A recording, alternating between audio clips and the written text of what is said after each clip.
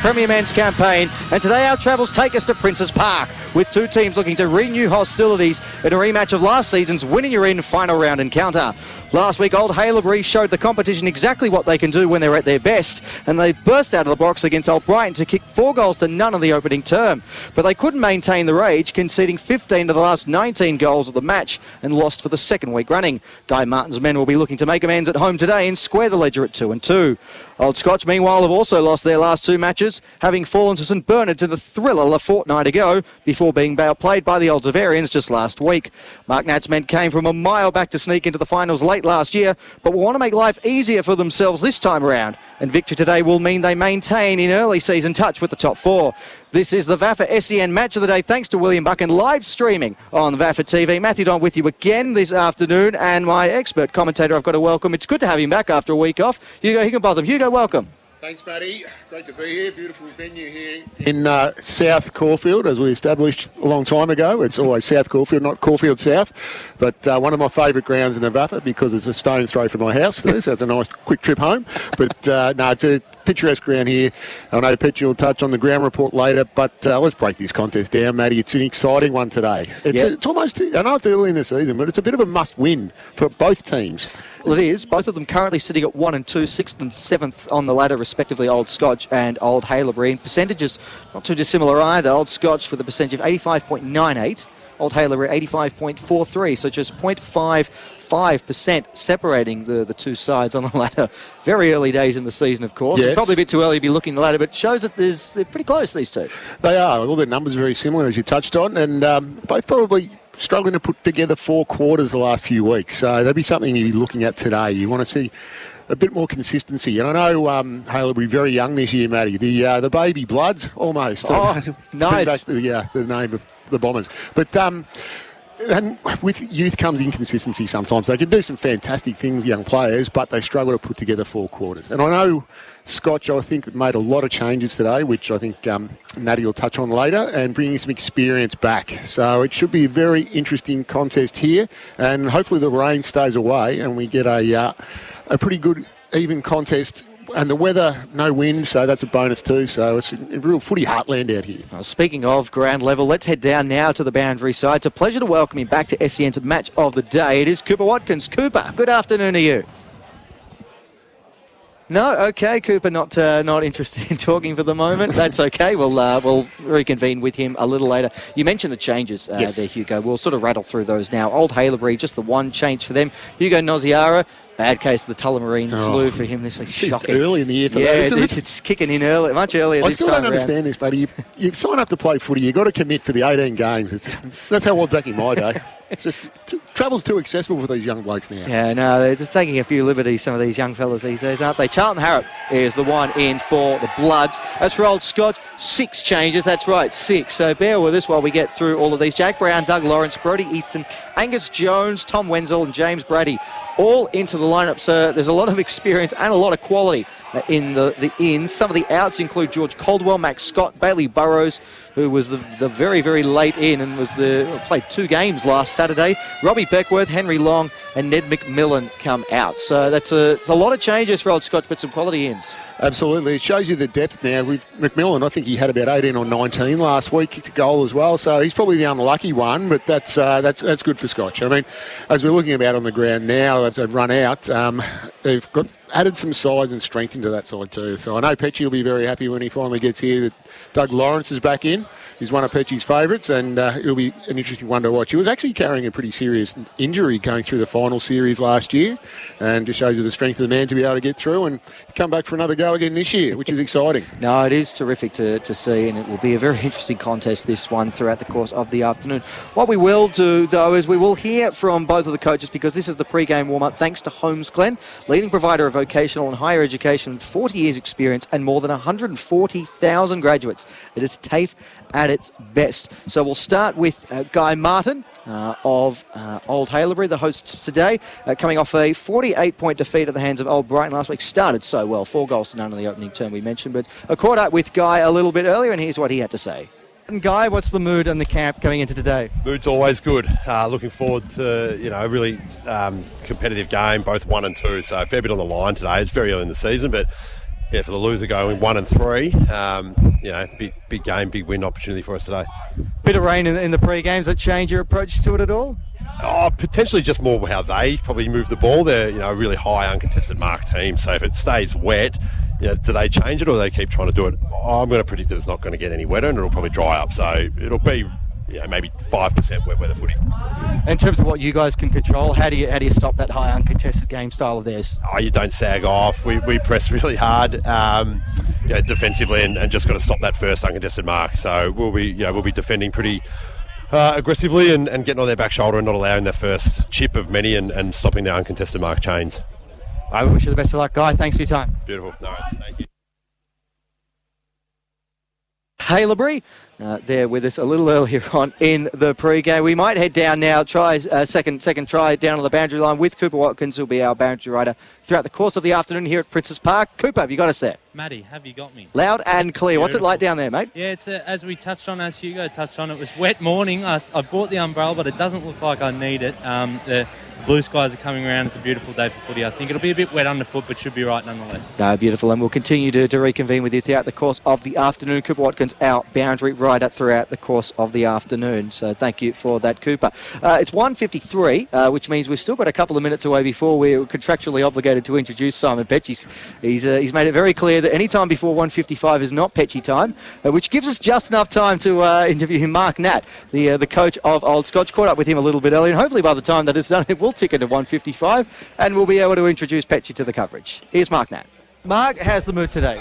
Oh, really good. The guys are up and about, and one of the boys playing his 100th game in the twos today. So really good energy, and certainly looking forward to it.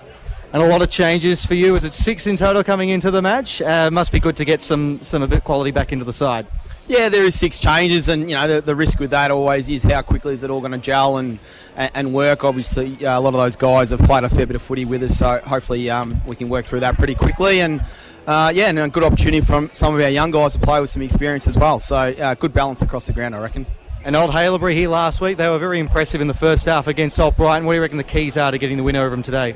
Yeah, they were that first quarter in particular. They certainly brought the heat and the pressure and put Brighton under pressure. So, they're very strong in that surge and contested method, which we saw last year as well. So we certainly need to be on our game early, at least to neutralise in that part of the ground. And then hopefully we can get the ball back on our terms. And I think if we can play our game and spread the ground a bit, hopefully we can really execute well. Well, we wish you the best of luck, Mark. Thanks for your time. No worries, Matty. Cheers. Mark Nat, the coach of Old Scotch. It is 1:54.50 currently, so I've just got a pad for another 10 seconds, which gives me just enough time to make the introduction here. It is a pleasure to welcome this man back into the commentary box. The beaches of Hawaii could only suppress the lure of Saturday afternoon amateur footy for so long. The man, the VAFA Life member, Simon Petch. Petchy, aloha to you. Aloha to you, Matt. Nice to be back here. Aloha there to Buttons. Aloha there to Cooper. Aloha there to the dog walkers out on the field as they go round the ground. And aloha, a big aloha back to Hugo. Nice to be back with you, Ty. The team back here today and looking forward to hopefully a good afternoon. No, that's great to have you back, Petchy. And how was that cruise to Argentina as well? You not feeling any adverse effects of that? Or is it true that you actually went over to Hawaii to celebrate Sir David Attenborough's 100th birthday because you went to school with him, I hear? Is that we grew up together. Yes, They played under 19s together. We grew up together. But I must say to everyone who's written and phoned and texted and everyone at the ground here today as I walked in asking me, did I? Well, the answer is yes, I did. On numerous occasions, on numerous islands. Do you want to expand on that? No. Well, you know what happens when you go to Hawaii. As soon as you jump off the plane. Yes. Right. And I don't know the name of the flower either. However, it made me sneeze. Really? Where'd you put it? Okay, so ground conditions are really good here. Cooper's been out for a walk to see that the ground is a little slippery on top, but now the sun's shining. It's breaking through this overcast cloud. The only wet area really is the centre wicket area. It's drought-proof grass, as we know down here. The council look after it really well. and hardly a breath of wind out there. Can't even see Cooper's hair flowing in the breeze at all. There's no wind here today, so it doesn't matter who wins the toss here, lads. At what end they'll kick, it really doesn't matter. Scotch are warming up to the Armadale Bowls Club end of the ground, and Haileybury down to the other end, which I actually don't know what that end is, to be honest. Caulfield Racecourse. Well, you live closer than anyone here. Yes. So correct. we'll go with the... my house is on the wing. The northern end. The northern end. The northern end of the former Caulfield VFA football ground here. This is the Bear Cave. The Bear Cave. And speaking of the toss, it's just been completed. Yeah. Toss was won by Charlie Cormack of Old Scotch, and they'll be kicking to the left of your radio dial this afternoon in the opening term. There were 3 venues back in the day: the Bear Club, the Zebra Crossing at Sandringham, and the St Kilda Disco. And you were kicked out of all of them. So where do you... Didn't meet anyone. Yeah. So, Hugo, just a final word from you as the team sort of reconvene for their final huddles before they make their way into position. Where do you see this one being won and lost? Look, I think it'll be reasonably tight early. We know that the Bloods started really well last week, but I just see as the game plays out, I think the experience that's come back into the Old Scotch side will probably be telling. And the ground will suit Old Scotch as well. So it's nice. It's a bit of a cricket ground, nice and wide, so they'll use every inch of this and they'll really get their ball moving, especially now the weather's dried up. So I would anticipate about 4 goals for Scotch to win by. And Petchy, you were talking about scoring earlier. Which team is going to score more often here today? Well, I think it's going to be a really tight contest. You have a look at both lists and they look really even to me. As you said last week, Haileybury started well, but then Brighton overcame them. Scotch had a bad day against Avs last week at their home deck. So I think overall, both sides are very even across the ground, and I can't see it being a high-scoring game, but what I can see it being is a really dour struggle. And anyone to tip a winner here, I would say maybe Scotch, but maybe only by a couple of goals. I really can't see it being a high-scoring game, but more so a dour struggle, because both sides tend to lose the footballing contests a little bit. So it'll be interesting to see who's at the bottom of every pack here today. Yeah, no, we'll keep good eyes on it. Those results from last week, you mentioned Old Scotch. They lost by 54 points at the hands of Old Zaverians, 9-11-65 to 18-11-119. Old Haileybury. They kicked the first 4 of the game against Old Brighton here, but they eventually conceded 15 of the last 19 goals of the match. 8-3-51, Old Haileybury, Old Brighton in the end. 15-9-99, a 48-point defeat there for the Bloods on home deck. That's the issue, isn't it? At the end of the game, really, how they wilted at the end, and how Zavs had a really big win over Scotch. 2 Sickles playing here today. We've got Brady. He was named after a road in East Bentley. Brady, and Durras. Well, that's a little town in New South Wales, and that's how Durras got his first name. A little fun fact there that I brought up last year as well. And the year before, that. So they're the only 2 things I know. Yeah, very true. We're reheating some old soup there. That's what we do. Here we go. One of these teams will go 1-3 today. The other will maintain early season touch with the top 4. Will it be Old Haileybury or Old Scotch to call the opening moments? Here's Simon Petch. Good on you, Matty, and Clark for Scotch and Finlay for Haileybury. Contest that ruck contest. And Sievers is held up there in the middle of the ground by Townsend, and we'll have another ball in the air inside the centre square. Finlay palmed that one down, and outside the centre square, Sievers kicks down towards the Armadale Bowls Club end of the ground, but Walsh came out and took a really good strong chest mark down in defence here for Scotch. He'll go scoreboard side, Bamber Road side of the ground out there, and he'll find his teammate in Dixon, and he takes the mark here for Scotch. Out of side of the ground, goes in short, not a real good kick to Jack Brown, and a ball goes over the boundary line, and we'll have a ball in out of side, Bamber Road side of the ground. Beautiful conditions, hardly a breath of wind, sun peeping through overcast conditions, and hopefully no rain for the afternoon. Be tossed in at half forward here for the Bloods. Very shallow throw in. Clark got front spot and gathered towards the boundary line, and it might be a free kick for a hold here, and it's going the way the Cardinals' big fella.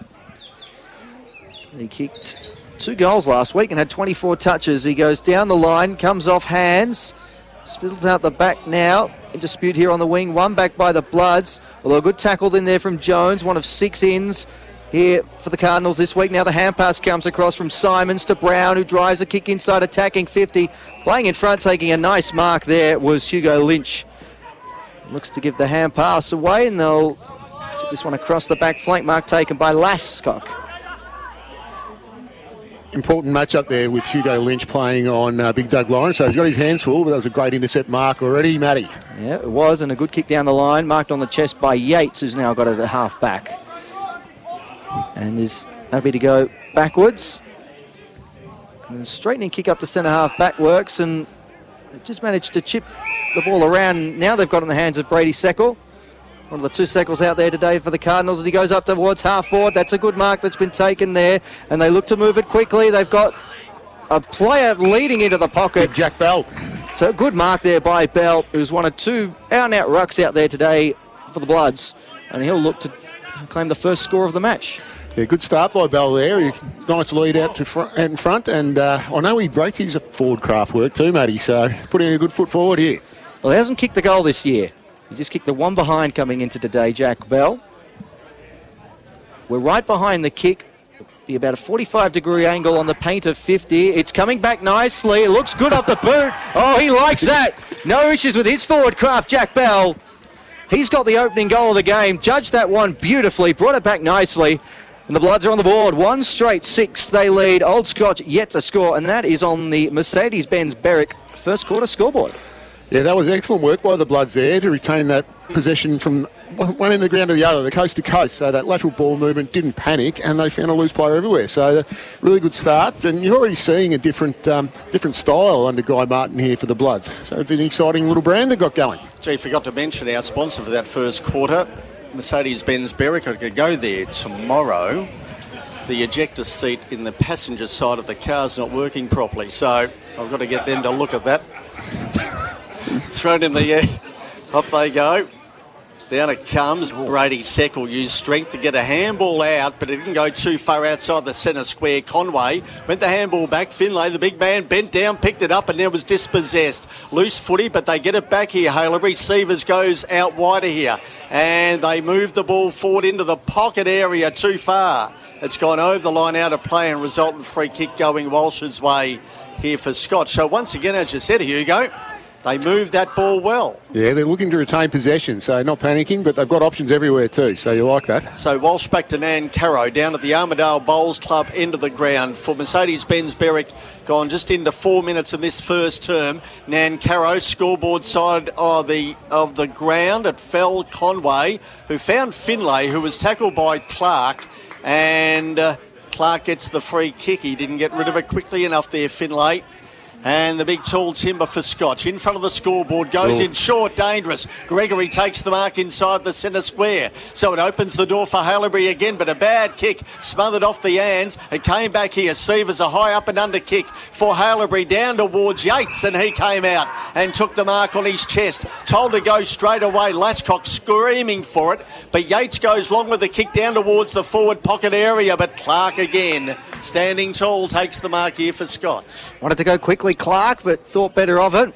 Goes instead with another short chip up towards half-back, and Townsend is already covered in mud, and he's moved that on quickly. That's nice. Cooper lean in the centre of the ground, goes up to half-forward, and the mark's been taken by Jones, who wants to wheel and go. He's got a man running back towards full forward, and he finds him.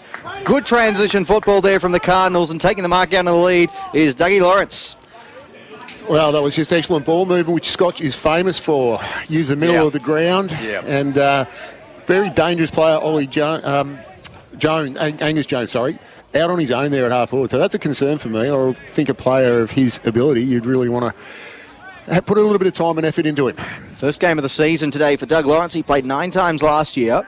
Normally does his best work down back, but starting forward today, and that is a beautiful set shot off the boot. That's gone right over the goal umpire's hat. And we're all tied up here at Princes Park. 1 straight 6 apiece. And that's on the Mercedes-Benz Berwick scoreboard.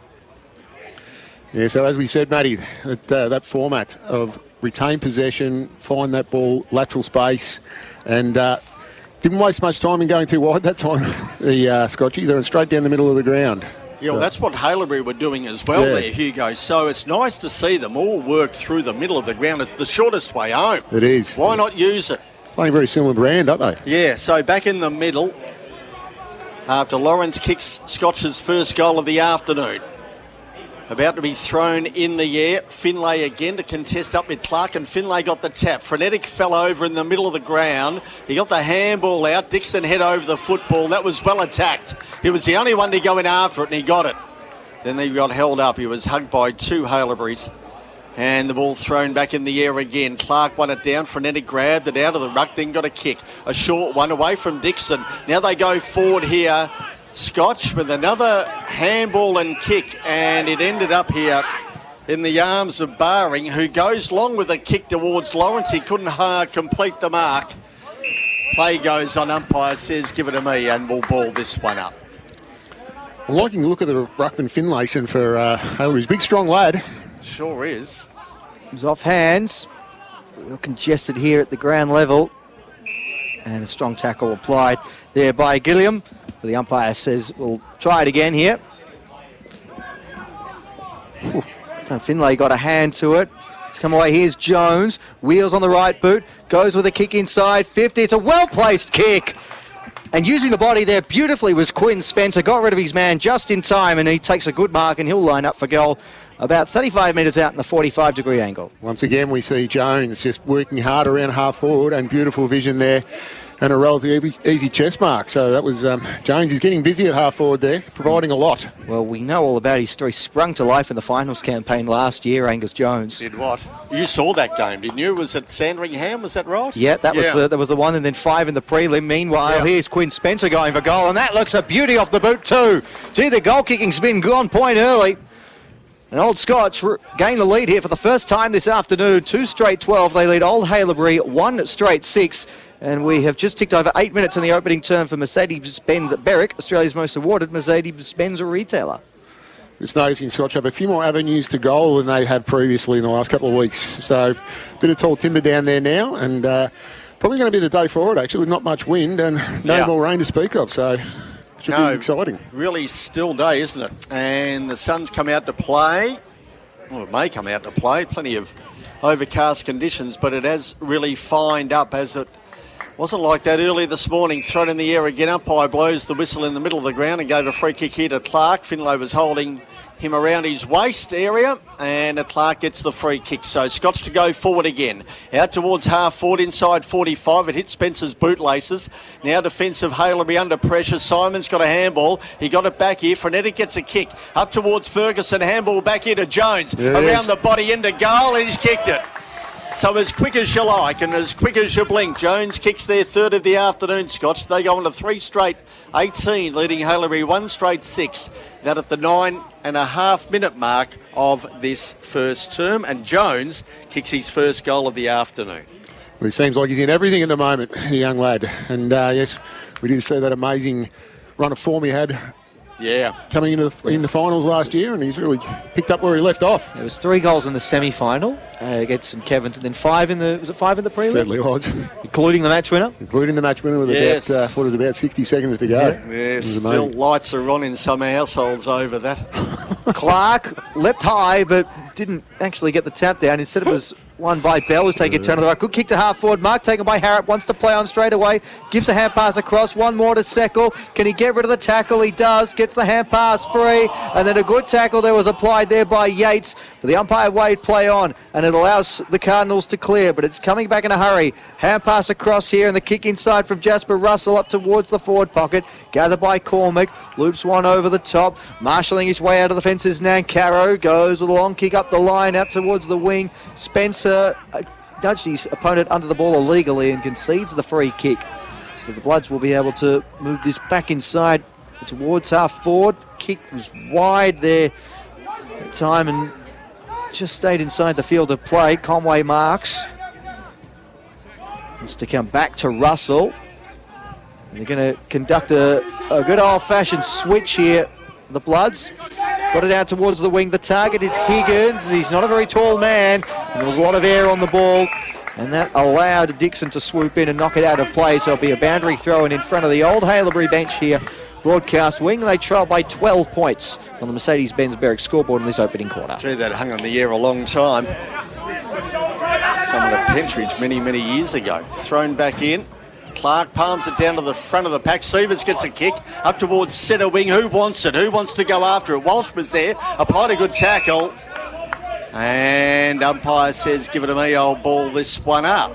Scott, you're doing a good job of taking away the options for Haileybury at the moment. That's why they're going lateral back switch. They're just struggling a little bit. Throw it in the air. Bell gets the handball. He gets a wobbly kick, though. Inside 45, then it'll come straight back out. Will it? No. Harrop applied a really good tackle there on Townsend, and the ball to be thrown in the air. 3 straight 18, Scotch. One goal straight 6, Haileybury. In this first term for Mercedes-Benz of Berwick. We've gone 12 minutes. Ball down inside the goal area there for Haileybury, and it's gone through for a rush behind. Taking them on to 1-1-7, trailing Scotch on 3 straight 18.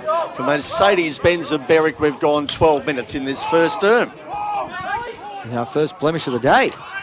Short kick comes in, mark taken there by Leeton. Wasting no time. Trying to work their way of defence by a chain of hand passes, but it's a bit untidy. Hand pass from Batter. They've done well here, the Bloods, to lock it up at centre half forward, so they'll get a stoppage just inside attacking 50. Bouncing around in dispute, Seckle got a hand pass away, and another one looking for Russell. He had to go and get it. Now he's got to contend with 2 Cardinals, and the 2 win the day. Neat couple of hand passes. Frenetic was there up the line. Here's Batter again. Looks to go with a kick up towards centre half forward. It's ill-directed. The Bloods have all the numbers, and they win it back here in the defensive half. That time taking the mark there was Conway. Tidy kick across the field of play. He's going to get it back here. They've just about worked it out, or they're still under a bit of pressure. And eventually it lands in the hands there of Connell, who goes with a kick up the line. Mark taken by Harrop. Back in the side this week. In place of the Hugo Noziara. Out with the Tullamarine flu. Moved this one nicely here again, the Bloods. High kick up towards full forward, letting the Flyers fly. Nankaro got a fist to it. Bounces down there at the ground level. The Cardinals have the numbers. The hand pass comes across. It was initially Walsh, then Cormac with a kick up the line. Oh, and a nicely judged mark in the end.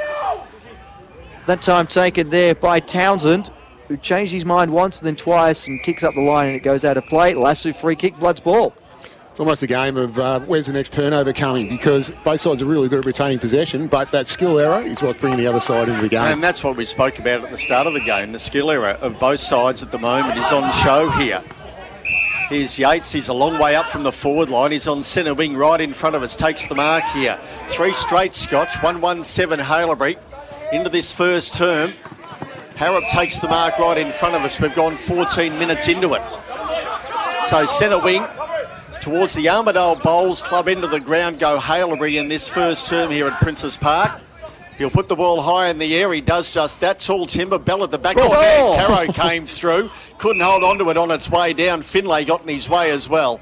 The umpire says, give it to me, I'll ball it up as Nankaro gets up. We've heard he's a high flyer, but we just saw it on display then. He doesn't mind getting off the ground. Thrown in the air, Henry Brown got it down. Now Gillian got a handball out. He was looking for Gregory, wasn't there. Came back here. Scotch kick it nearly close to the boundary line. Frenetic marks it just before the boundary line in front of Bell. Plays on into the middle of the ground. Slipping over there was Jones. It didn't help the opponent. It came back here to Conway, who was held on to. Now Jones kept going. He was held around the neck by Dara Seckle. Surely a free kick. Advantage paid. Scotch go forward to Spencer, and he takes the mark.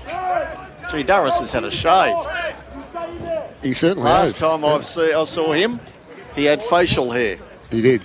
So, not that we're talking about that too much, but Spencer's taken the mark, but you did elaborate on back hair the last time we did a game.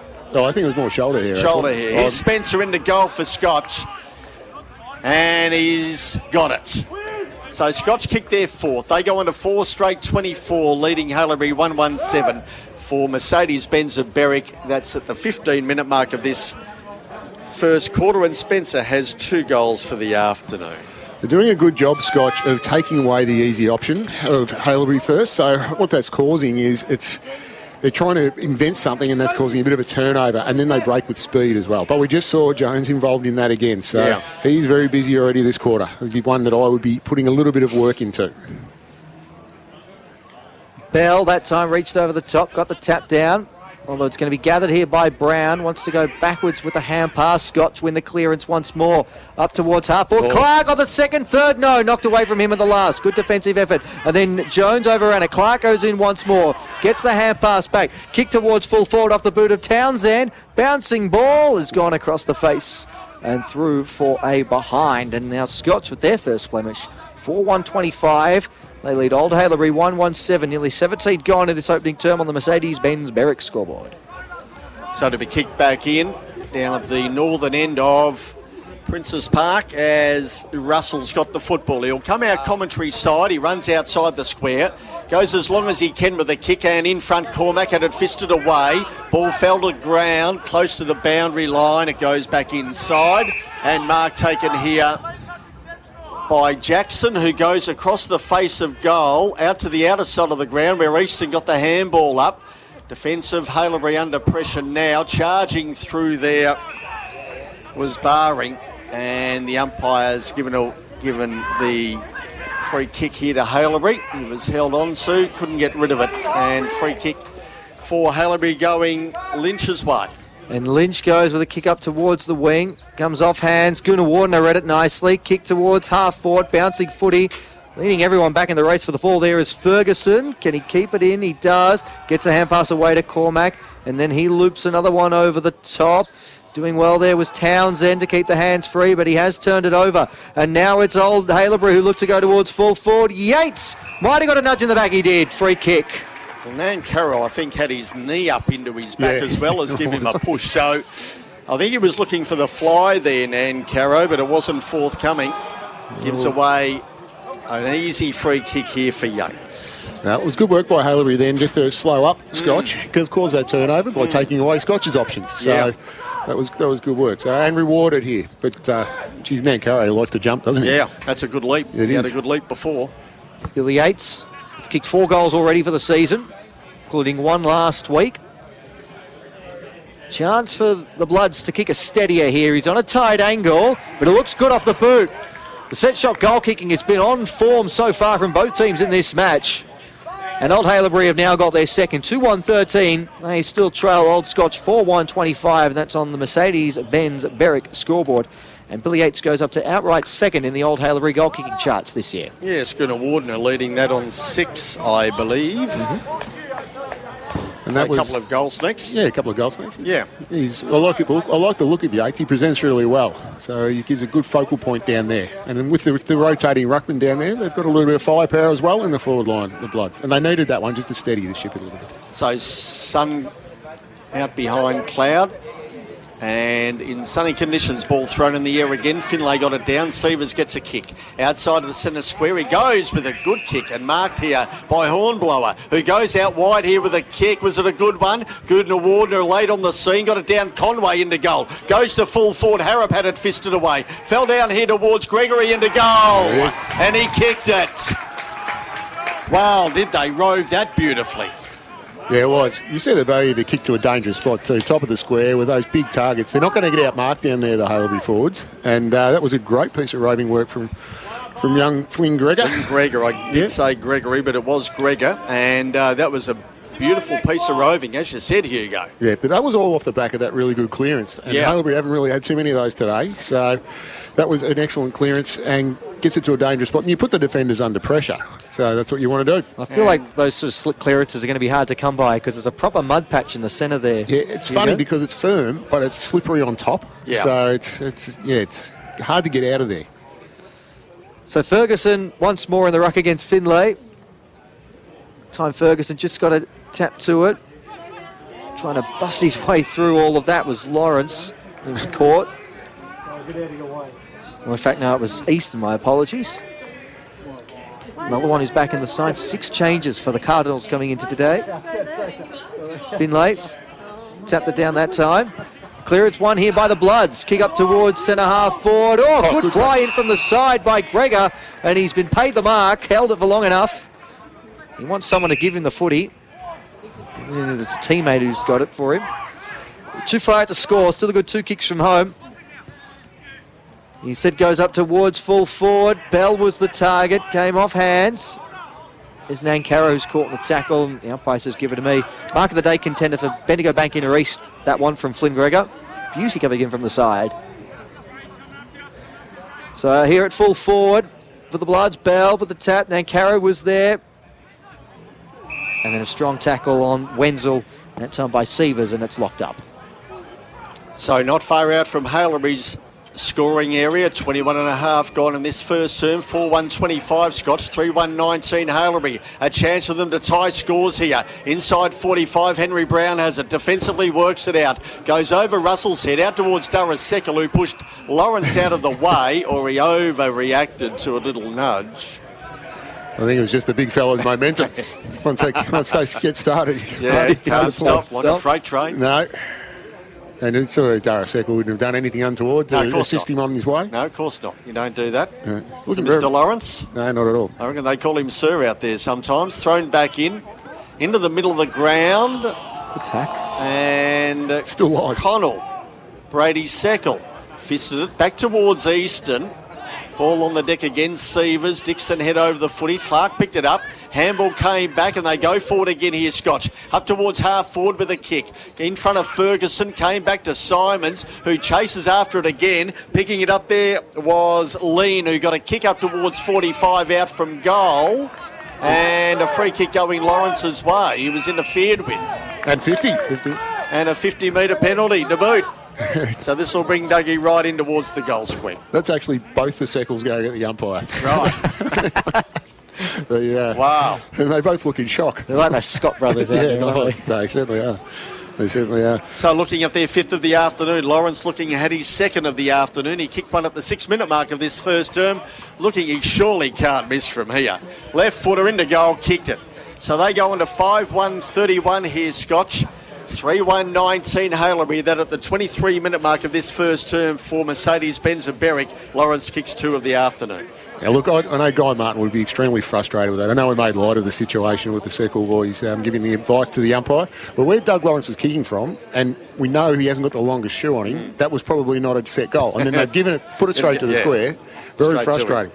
Very frustrating, as Haileybury were really starting to gather that momentum and maybe look at levelling the scores only moments before. It's amazing how quickly the tide can turn. Now it's a 12-point lead to the Cardinals once more. As we renew hostilities in the centre. Tap comes back to batter. His hand pass has been turned over though, and the Bloods will get it again.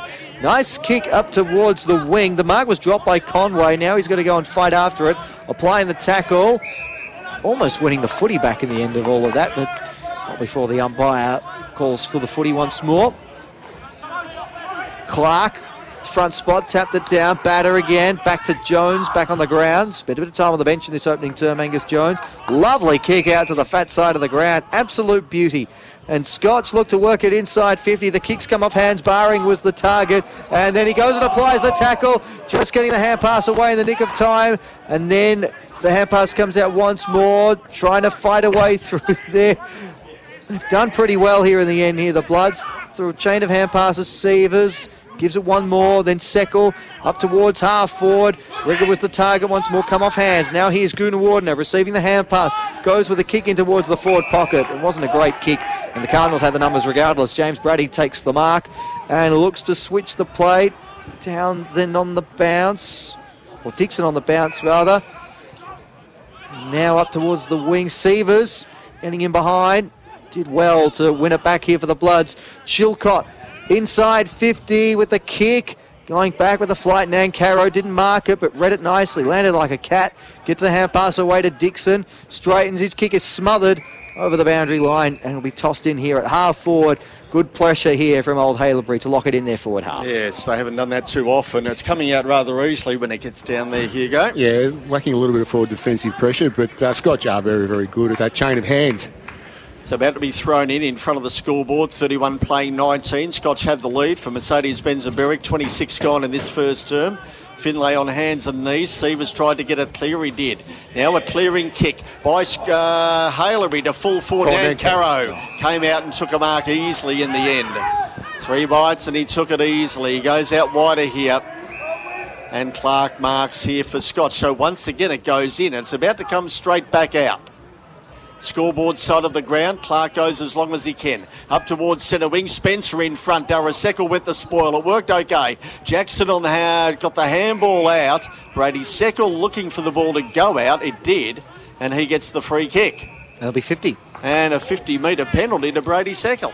The umpires are busy. They're very, very strict with that today, which is good. So was that deliberate out of bounds? No. Lasso. And then One of the Dairy Queens, right? Okay. Sorry, I forgot what it was called. Well, that's what we went with last week, the week before, or the week before that. But I did order a when I was over there, and they did say, "Would you like a lasso, sir?" And you had a rum and raisin. Mint choc chip it was, in a waffle cone. In a waffle cone. Yeah, Jeez. very dear. Must have blown the budget. Yeah, poor Kim didn't eat for the night. Here's Brady Sekel. 50 out from goal. Nice looking kick. Will it come back? No, it won't. Stayed on the left side of the post. Taking Haileybury on to 3-2-20. Scotch on 5-1-31. 11 points the margin. 27 gone in this first term for Mercedes-Benz Berwick. Tom Wenzel marks in the back pocket for the Cardinals. And he's going to bring it out. Broadcast wing this side. The target is Doug Lawrence. It's come off hands. Gathering it there was Jack Brown, goes with a hand pass inboard. It was Lean who had it, and then a strong tackles lock things up here on the wing. It was Jones in there, and there's a bit of back and forth. It's been an interesting, feisty opening term. Clark that time, tapped it down. Henry Brown this time, on hands and knees, couldn't get the hand pass out, and we'll do it all again. So deep into red time here, you'd be looking to consolidate and just maintain possession at the moment. Clark on the tap, but it was sharked here by the Bloods. Kick doesn't go very far up towards half forward. Gregor with the tackle. Fields for holding the ball. And the kick off the ground has not gone very far. It's marked by Brody Finlay. For the Bloods, who goes with the kick in. Boy, scary James Conner. Well, the Ruck's gone with the short, dinky kicks. Yeah, Ruckman should never kick the ball. Connell. It's an accident waiting to happen. You'd know. Nothing good comes from Ruck's kicking the footy. No. Towards half forward, they've looked to conduct a switch here. Have the Bloods, comes off hands. Dixon was at the fall of the ball, goes back to Nancaro. Now Walsh over the chipping ball over the top. Batter finds himself in a bit of space, and he just says, well, let's hold it up, boys. Nearly 29 minutes have gone here in this first term, and Old Scotch have an 11-point lead. 5-1-31 plays 3-2-20. There's a ball with the 45 kicked at the skipper, Cormac.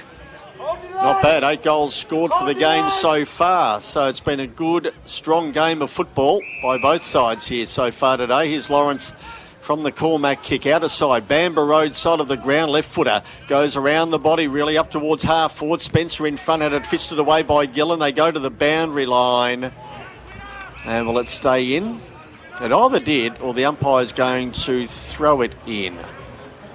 The field umpire just... No, I think it's just a stoppage. Okay, so about to be thrown in the air on the outer side of the ground. Inside 45 here for Scotch, attacking to the northern end of Princes Park in this first term. Thrown in the air, Brady Finlay got it down here towards Mavropoulos, but he was dispossessed, and it goes over the boundary for another throw in.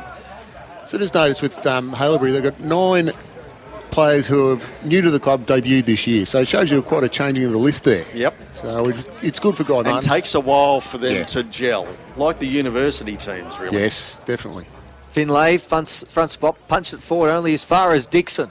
On the right boot, sits it high inside, attacking 50. The players let it bounce, and it comes over the back here. Jones roving once more. Was he take it high? The umpire says yes, he was. A little live wire, Angus Jones. Can they get a look at goal late in the opening term? It'll be an opportunity to kick his second and push the margin out to 17 points. They'll be about 20 metres out on a tight angle. Yes, no, he played that really well, and it's just obviously the attention that Jones has, that the aggressive tackling, but this is what I was talking about when I was on the wing before. Goals late are really frustrating, especially when they're from 50-50 things. So it's right on the siren too. After the quarter time siren, which is going to go on for so long that the second quarter will start by the time it's done. Angus Jones, first game since round 1, has missed the last fortnight. Good opportunity to make an impact on return here. He has sliced it out to the right and missed this one. So a let off there for the Bloods on the quarter time siren. 1 goal, 1 for Angus Jones to this point. 5-2-32. Old Scotch, Old Haileybury, 3-2-20. The goal scorers to this point, Quinn Spencer and Doug Lawrence with 2 for the Cardinals, 1 to Jones. And then for Old Haileybury, singles to Jack Bell, Flynn Gregor and Billy Yates. Hugo Higginbotham for Hit IQ. Your brief thoughts before we take a break for quarter time. Look, I'm liking what I'm seeing out here from both sides. It was a little bit of a seesaw, and obviously Scotch made the most of their entries. A little bit of a concern for me is just Haileybury falling down at half forward and in the forward line. Probably coming out a little bit too easy, but that's probably an easy one that you can change a few things up, maybe get forwards to present up a bit higher. But Scotch are famous for their rebound football, especially with Charlie Cormack down there. But look, it's an exciting game, and look, only the 2-goal buffer, which is good. It could have been very easily 3 there, so that's a let off for Haileybury. So they would be very, very relieved with that. And there's plenty of life in this game, Matty. Absolutely, there is. Just a 12-point lead to the Cardinals at the first break. This is VAFA at William Buck Premier Men's Round 4 footy on SEN's Match of the Day. We'll take a quick break here at Princes Park. The second term coming up right after this. VAFA action is back, and you can catch the award-winning VAFA William Buck Premier Men's SEN Match of the Day every Saturday afternoon. Listen to all the VAFA footy action live on the SEN website and SEN app today from 1:45 p.m. Are you thinking about pulling on the boots and having a kick in 2026? If so, we'd love to have you in the VAFA.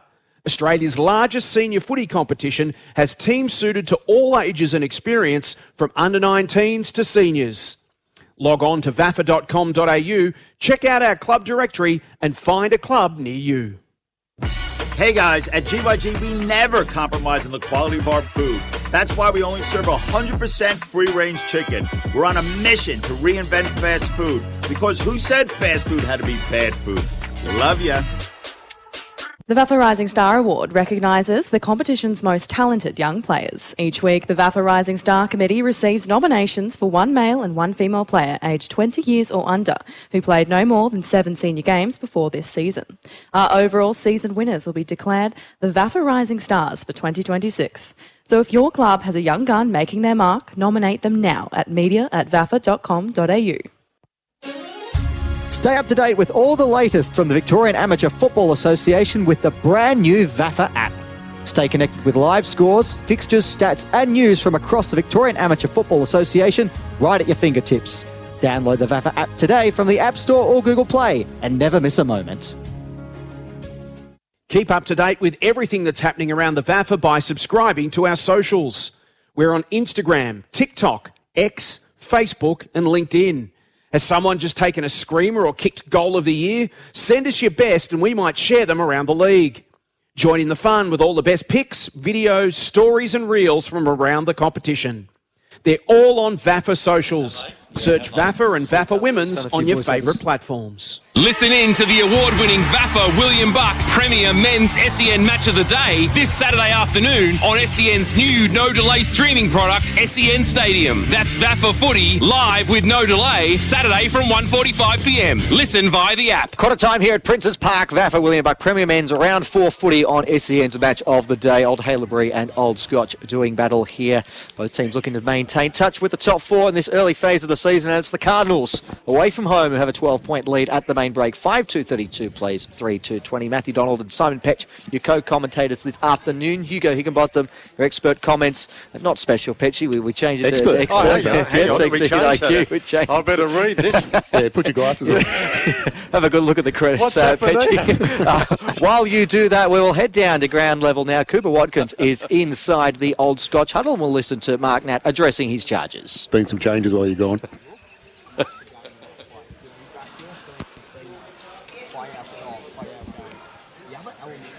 Trust.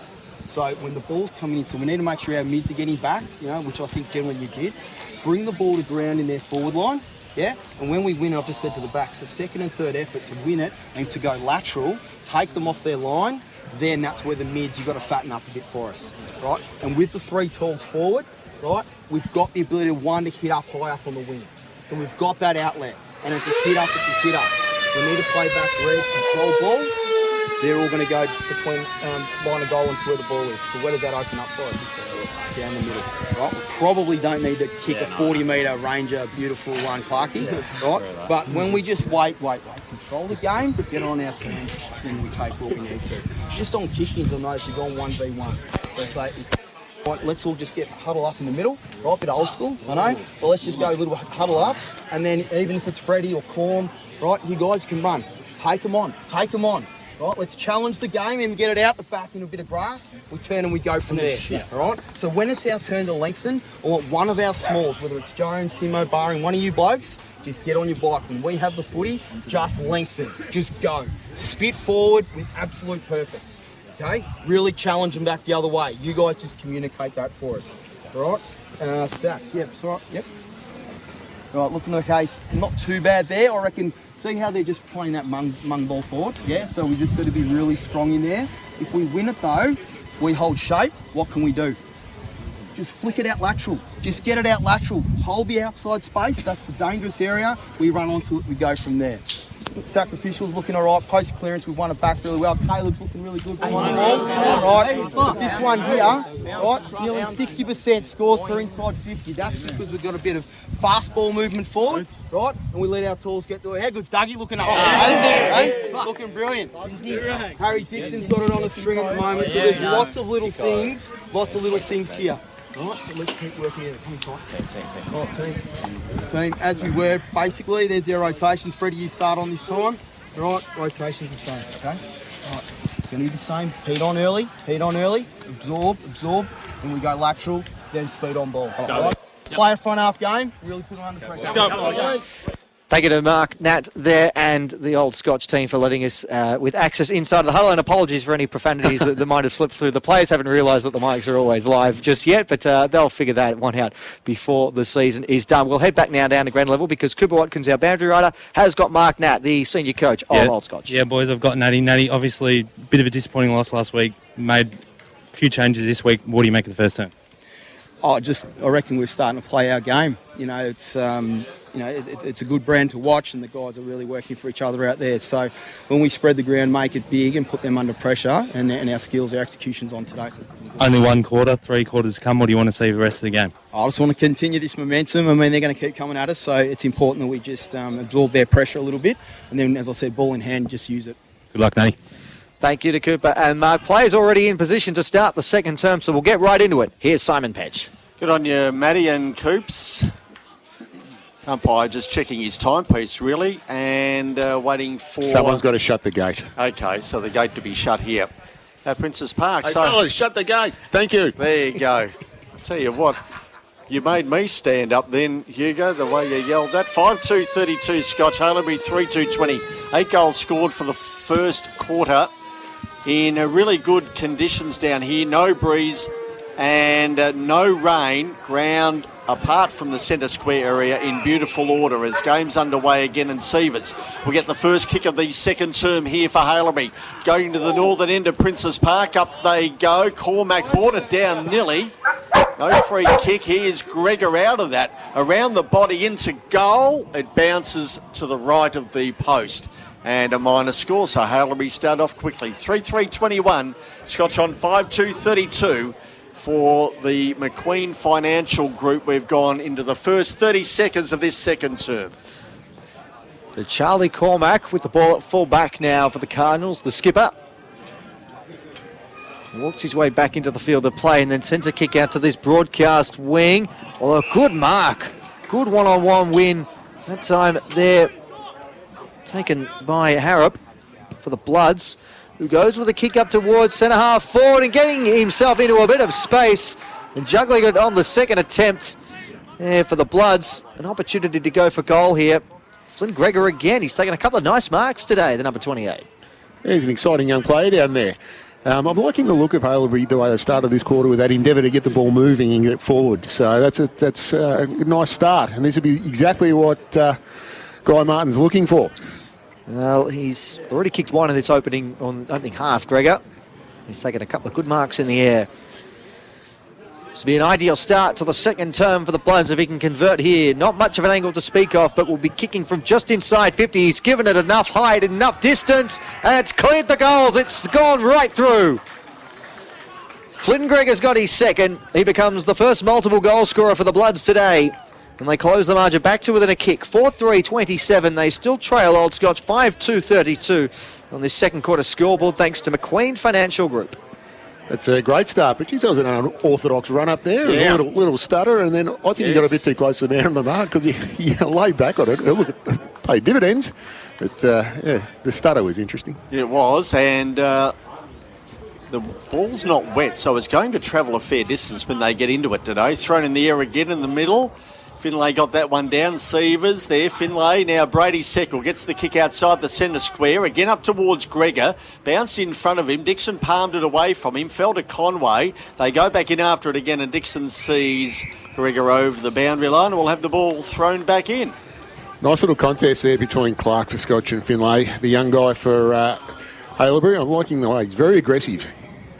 Bamber Road side of the ground, thrown back in. Clark and Finlay to go at it. Both got a hand onto that one. Ball hits the deck. Henry Brown went to go, didn't get it, but Frenetic got in front of him. A kick out here towards Simons, going through Barter. He went without the football, came back here to Sievers. Handball back to Durra Seckle. High up and under kick. They have to look and wait for it to come down. Ball hits the deck. So did Brady Seckle. Great tackle laid on him. And the umpire said, give it a me, old ball in the edge. He got the handball out there, I thought, Brady. The umpire was a bit quick on that one. Inside the centre square at the Haileybury end of the ground. Northern end, here's Lascock charging his way through, but Clark was not letting him go through any further. And ball gets held up again, centre of the ground. About 5 or 6 metres towards Haileybury's goal from the centre circles. Thrown in the air again. Clark out the back. Frenetic grabbed it out of the ruck, really. Now he's on hands and knees. Again, they dive in after him. Stacks on the Builder-Vellet will have another ball up. 32 playing 27. Scotch have the lead. And Gregor's kicked the first goal of the second term here for Haileybury. Finlay with the tap, but it's won by Dixon to Easton. Going backwards. A hand pass over the top looking for Brown. Wasn't won by him in the end. It's Henry Brown who gives it, gets it back. They've worked this one up the wing. Cormac has been involved 3 times. Hands it over to Simons. Gets away from his man and then hands it further afield. Now Cormac's got to run under this. Can he gather it up? I've got no idea because I can't see because the bench is in the way. In dispute, and I think it's eventually gone over the boundary line. Appeals for a free kick. Insufficient intent is the decision by the umpire.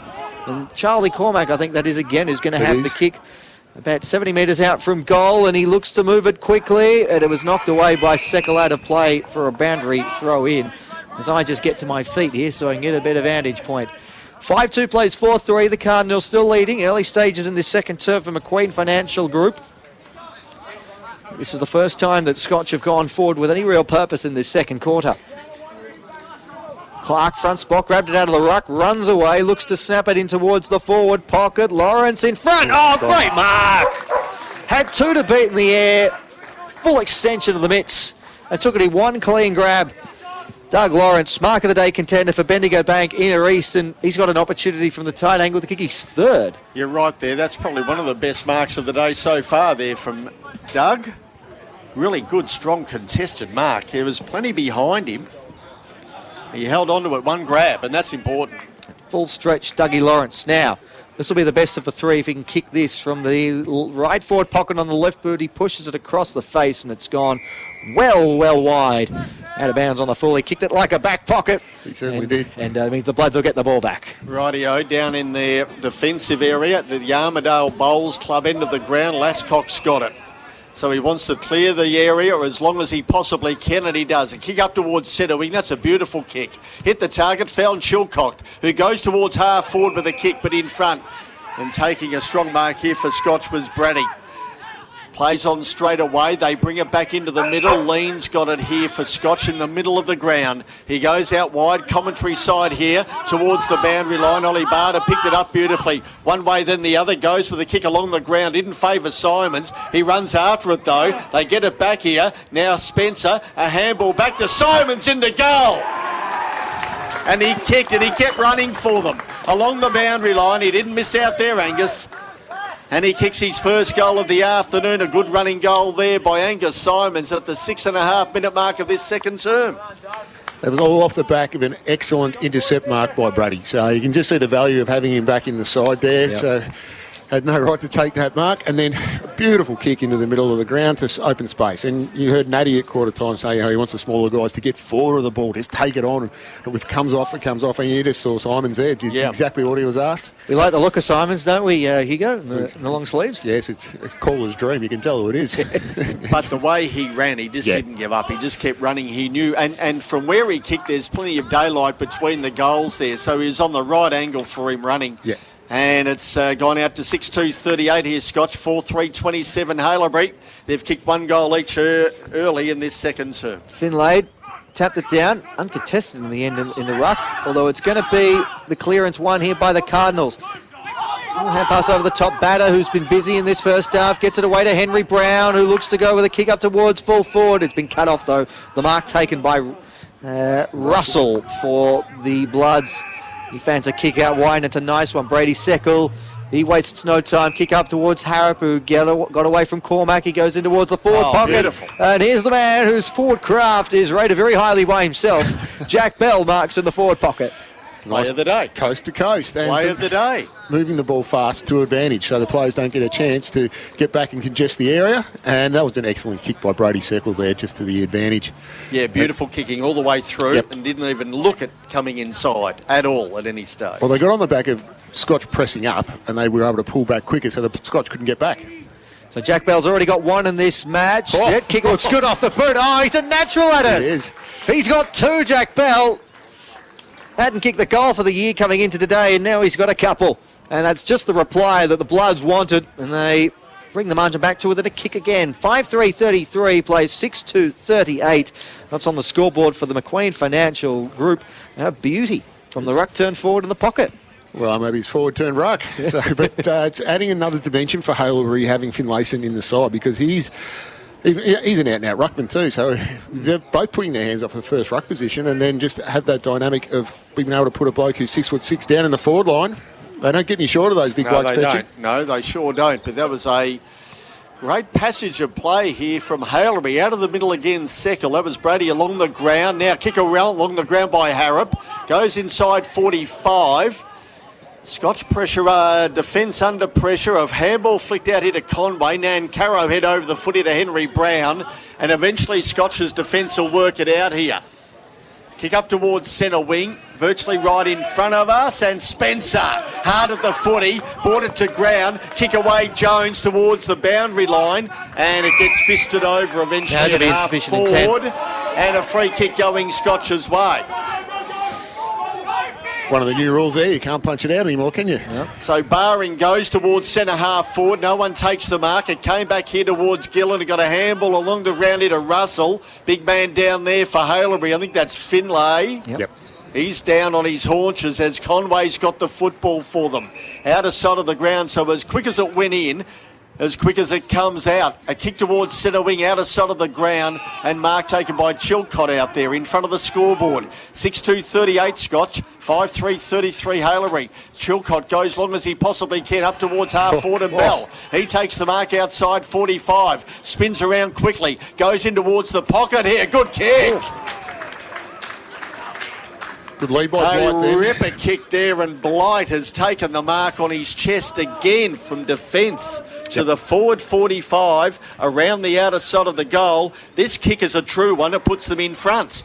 Well, they're doing a great job of getting over the back of Scotch's press, so that's where they're getting all these players. And Blight did an excellent job where he ran direct to goal, then he cut back and led at Bell. So that was good. And had to be a beautiful kick. It was, yeah. And here's Blight into goal. Northern end of Princes Park to put Haileybury in front for the first time today. Directly towards goal. He missed it.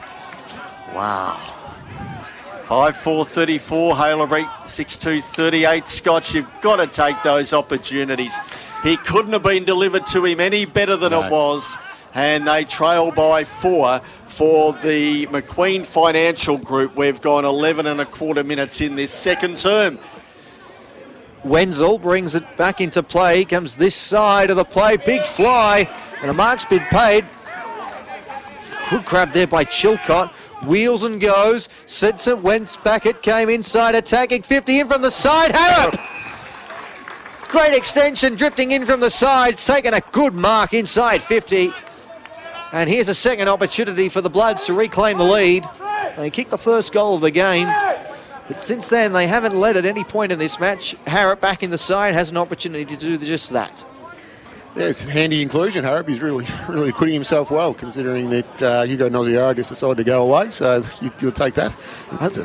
Hasn't kicked one this year, Hugo. 2 behinds in his only game of the season, which was back in round 1. For his first in 2026, and to give the Bloods a lead, no mistake, no missing this time. Charlton Harrop puts it through. And Old Haileybury in front, 6-4-40 they lead, 6-2-38 Old Scotch on the Macqueen Financial Group scoreboard. This has been a good response here from the Bloods. They've kicked 3 goals to 1 in this second quarter. As all off the back of some really good defensive work to cause a turnover, and then they're moving at a pace, getting it out to space and over the top or out the side of the Scotch press. And it was a very good mark by Harrop too. Good even game of football, this one. It's going from one end of the ground to the other. The skill level's good. It's really improved in this second quarter. Thrown in the air again. Both rucks got a hand onto it. Brady Seckle virtually handed it up here to Clark, who clears here for Scotch. Down towards half forward. Spencer had hit his bootlaces. He picked it up, had to get rid of it quickly. He had Dixon in support. He got away from 2 Haileybury players. He goes forward with a kick up towards full forward. Lascock there. Ball at his bootlaces. Jones there. He wants to grab it and go. And the boundary line loomed. No, he beat the boundary line. He got a handball back here, and inside 45 the ball is held up and we'll have a ball up. Henry Brown last up off the ground. So in front of Scotch's goal, the Armadale Bowls Club into the ground, thrown in the air again, fist away Finlay, only as far as Jones around the body, high up and under kick, doesn't make the distance, it falls forward of everybody, head over the footy. Darragh Seckle tried to get it clear, Lascock there as well, went the kick off the ground, didn't work, close to the boundary line, they see it over. Spencer's got it, umpire says no, give it to me, I'll ball this one up. Haileybury's pressure this quarter has been outstanding. You can just see there's no easy possession out there for Scotch. Thrown in the air, Finlay got it down. Barring went through, Lascock fell over. Henry Brown bent down, picked it up. Handball hit to Jones around the body, missed everything out of bounds on the full. Resultant free kick to go to Haileybury. 6-4-40 Haileybury, 6-2-38 Scotch. For the Macqueen Financial Group, 14 gone in this second term. There's been 12 goals scored for the game so far. Lascock goes in the opposite back pocket to Russell. And he's going to... Well, looked like he was going to go long. He's happy to chip it short to Gilliam. Done well to stave off the pressure because Old Scotch made life very difficult for them there for a few moments. Liam Wood now. He's got it at half back. This with short kicking at the moment, the Bloods. Now off a step, Wood goes down the line. Nice kick. Chilcott finds himself in a bit of space, takes the mark on his chest. And now they all flood back towards half forward, and that's where the Chilcott kick goes. Oh, well judged, though, in the end by Nancaro. He looks a likely type in the defensive half. He takes the mark, he wastes no time, switches it across to Dixon. And he wants to go with a short kick, which works. Scotch just happy now to chip the ball short in the defensive half themselves. Townsend is happy to go short in the end to Wenzel. We're just in a bit of a lull now in the game. It's been really slowed down now. It's been moving pretty quickly for most of this game. It's a high kick from Wenzel, flying over the top there. No mark taken by Ferguson. It's come loose now. Lawrence pushing up the ground. Off one step, goes around the corner. Big one-on-one here. And there's a free kick for a hold, and it's going to go the way of Easton. He takes the advantage. He goes with a kick up towards half forward. The mark taken once more here by Townsend, who kept running. He's marked it about 50 metres from goal. He's kicked into the man on the mark. He might get a second opportunity here, Townsend. Gets the hand pass out wide. Barring, steps inside, but it's been turned over. Chance here now for the Bloods. Mark taken by Conway going back with the fly, and he's got it between wing and half back for Old Haileybury. So 40 playing 38. So yes, the game slowed down a stride here. Conway, commentary side. Oh, Yates up before acceptances, and he sucked Nancaro into it as well. Neither could mark. Fell back out here to Barring, who gets with a kick inside the centre square. Good mark taken, Henry Brown. Away he goes for Scotch inside 45. And Angus Jones has taken the mark on his chest. Well, it's just a game of a bit of a game of chess there for a little while. Both sides not wanting to take it on. Yeah. And it went very defensive, almost man on man. But as Natty said at quarter time, he just wants him to wait for the game to open up. And then as soon as that little bit of movement forward, you can see Jones, he tore down that side there. And beautiful piece of vision to get to Jones. So, dangerous player, this kid.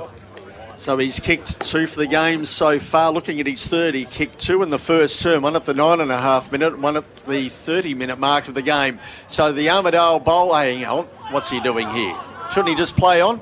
Goes in towards goal, Jones, and he's missed. Gee, I tell you what, I don't know what that was all about, but it put him off. Yeah. And I think he may have thought the man on the mark had moved astride. And it certainly put him off. So only a minor score there to Scotch, taking them on to 6-3-39.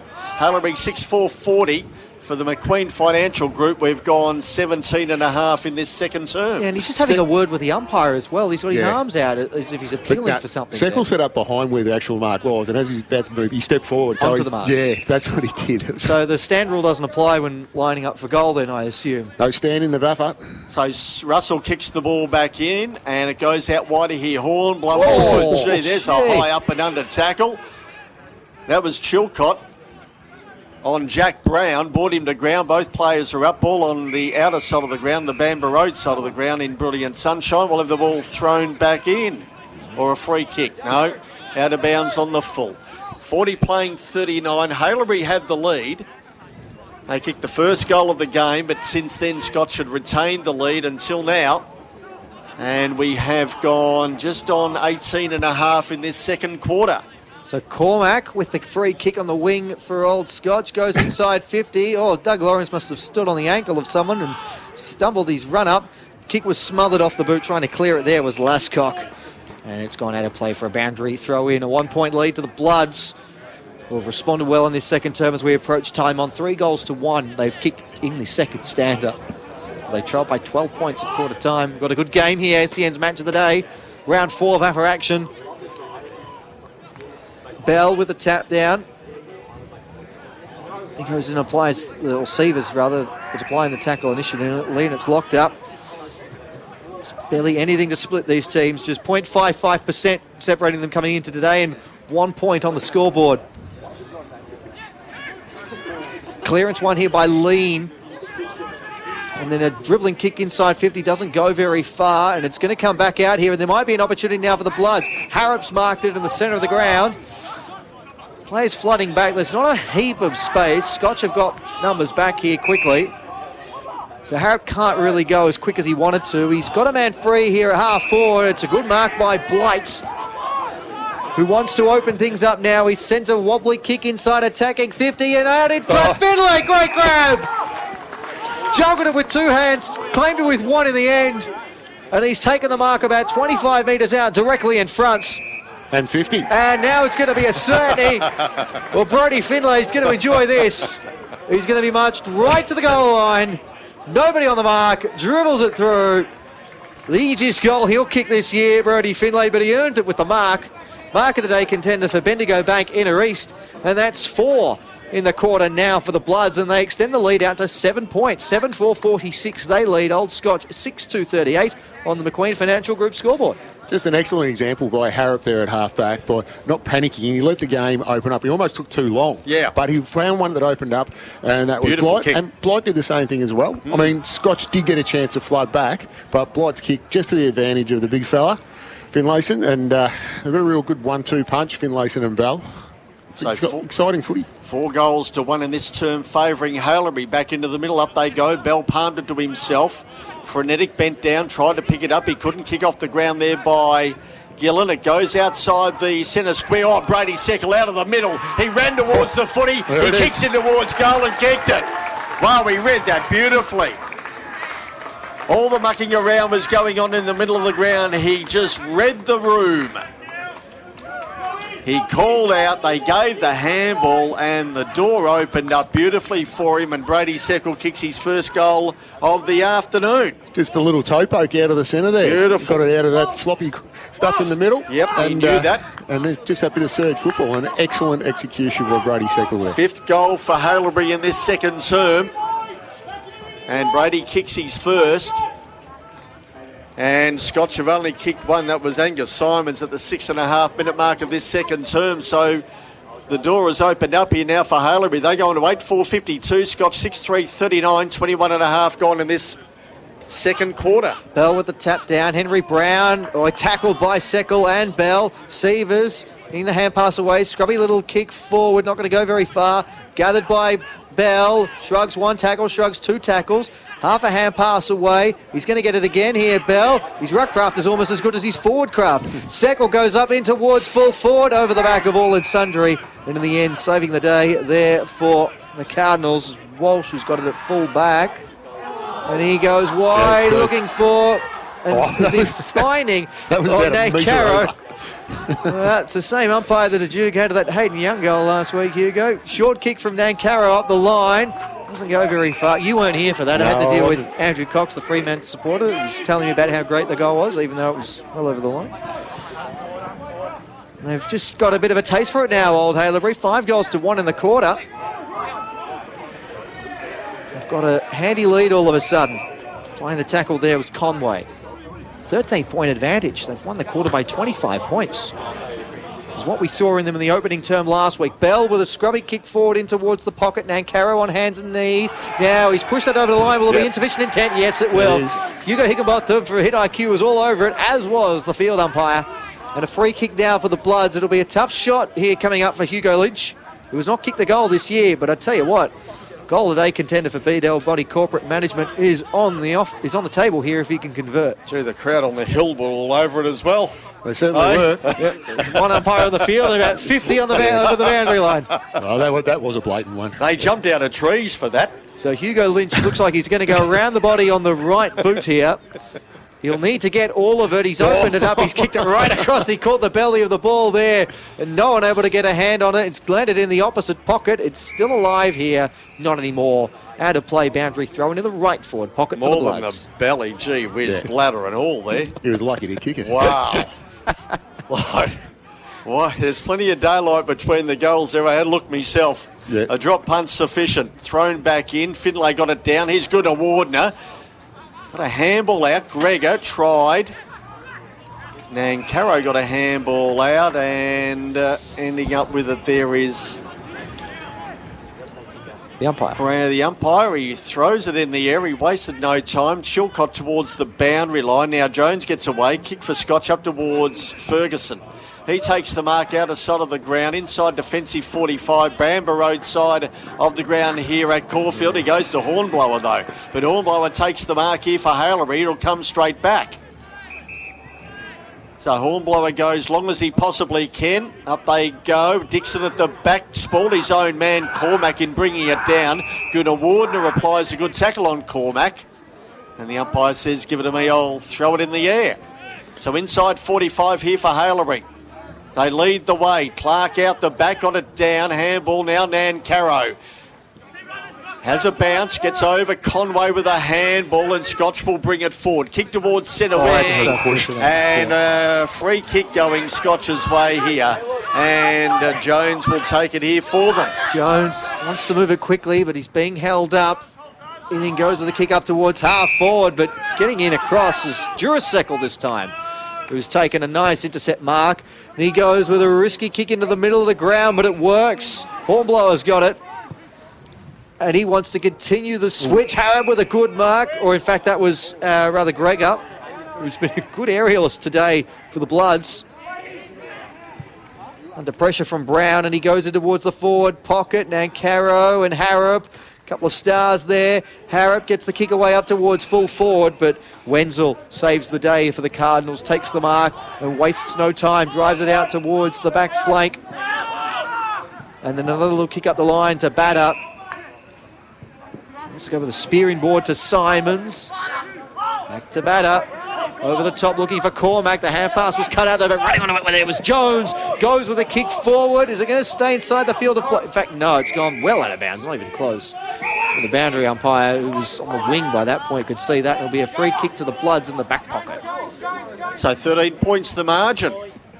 Haileybury, the home team, have the lead in this clash down here today. Brilliant conditions. Ground's dried right out. Sun's out.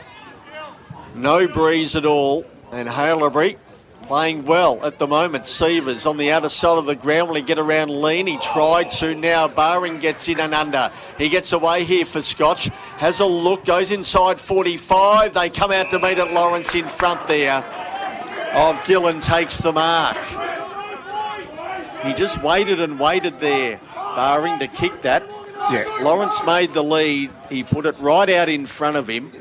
One grab, Doug. And an opportunity here for him to kick his second or third goal of the afternoon. Distance may be an issue here for Doug. So looking at goal number 3, taking his time towards the Armidale Bowls Club end of the ground. Left foot kick, holds up, won't make the distance. No mark taken, maybe rushed through. Although Simon's tried off the ground. That wasn't going to work. Players diving all over the top of the football, and we'll have the umpire throw it in the air. So danger signs here for Haileybury. 13 points the margin. Thrown back in. Haileybury have the lead, or thrown back up. Conway was trying to get rid of it. They can't do that, and it's gone through for a rush behind, and the ball will be kicked back in here, and Connor will do that. Oh, and he went, but Easton was alert to it. Got the spoil, kept it alive. They'll get a second opportunity here. The Bloods, another scrappy kick coming out of defence. And now the hand pass comes across. Walking into goals, Cooper lead, and he makes them pay. Costly turnover there from the Bloods, and the Cardinals capitalise. And they halve the deficit. It's back to 6 points here at Princes Park. 7-4-46. Old Scotch moved to Old Haileybury 8-4-52 on the McQueen Financial Group scoreboard in this second quarter. So that was evident of how Haileybury have been playing. They've been taking the game on at every opportunity.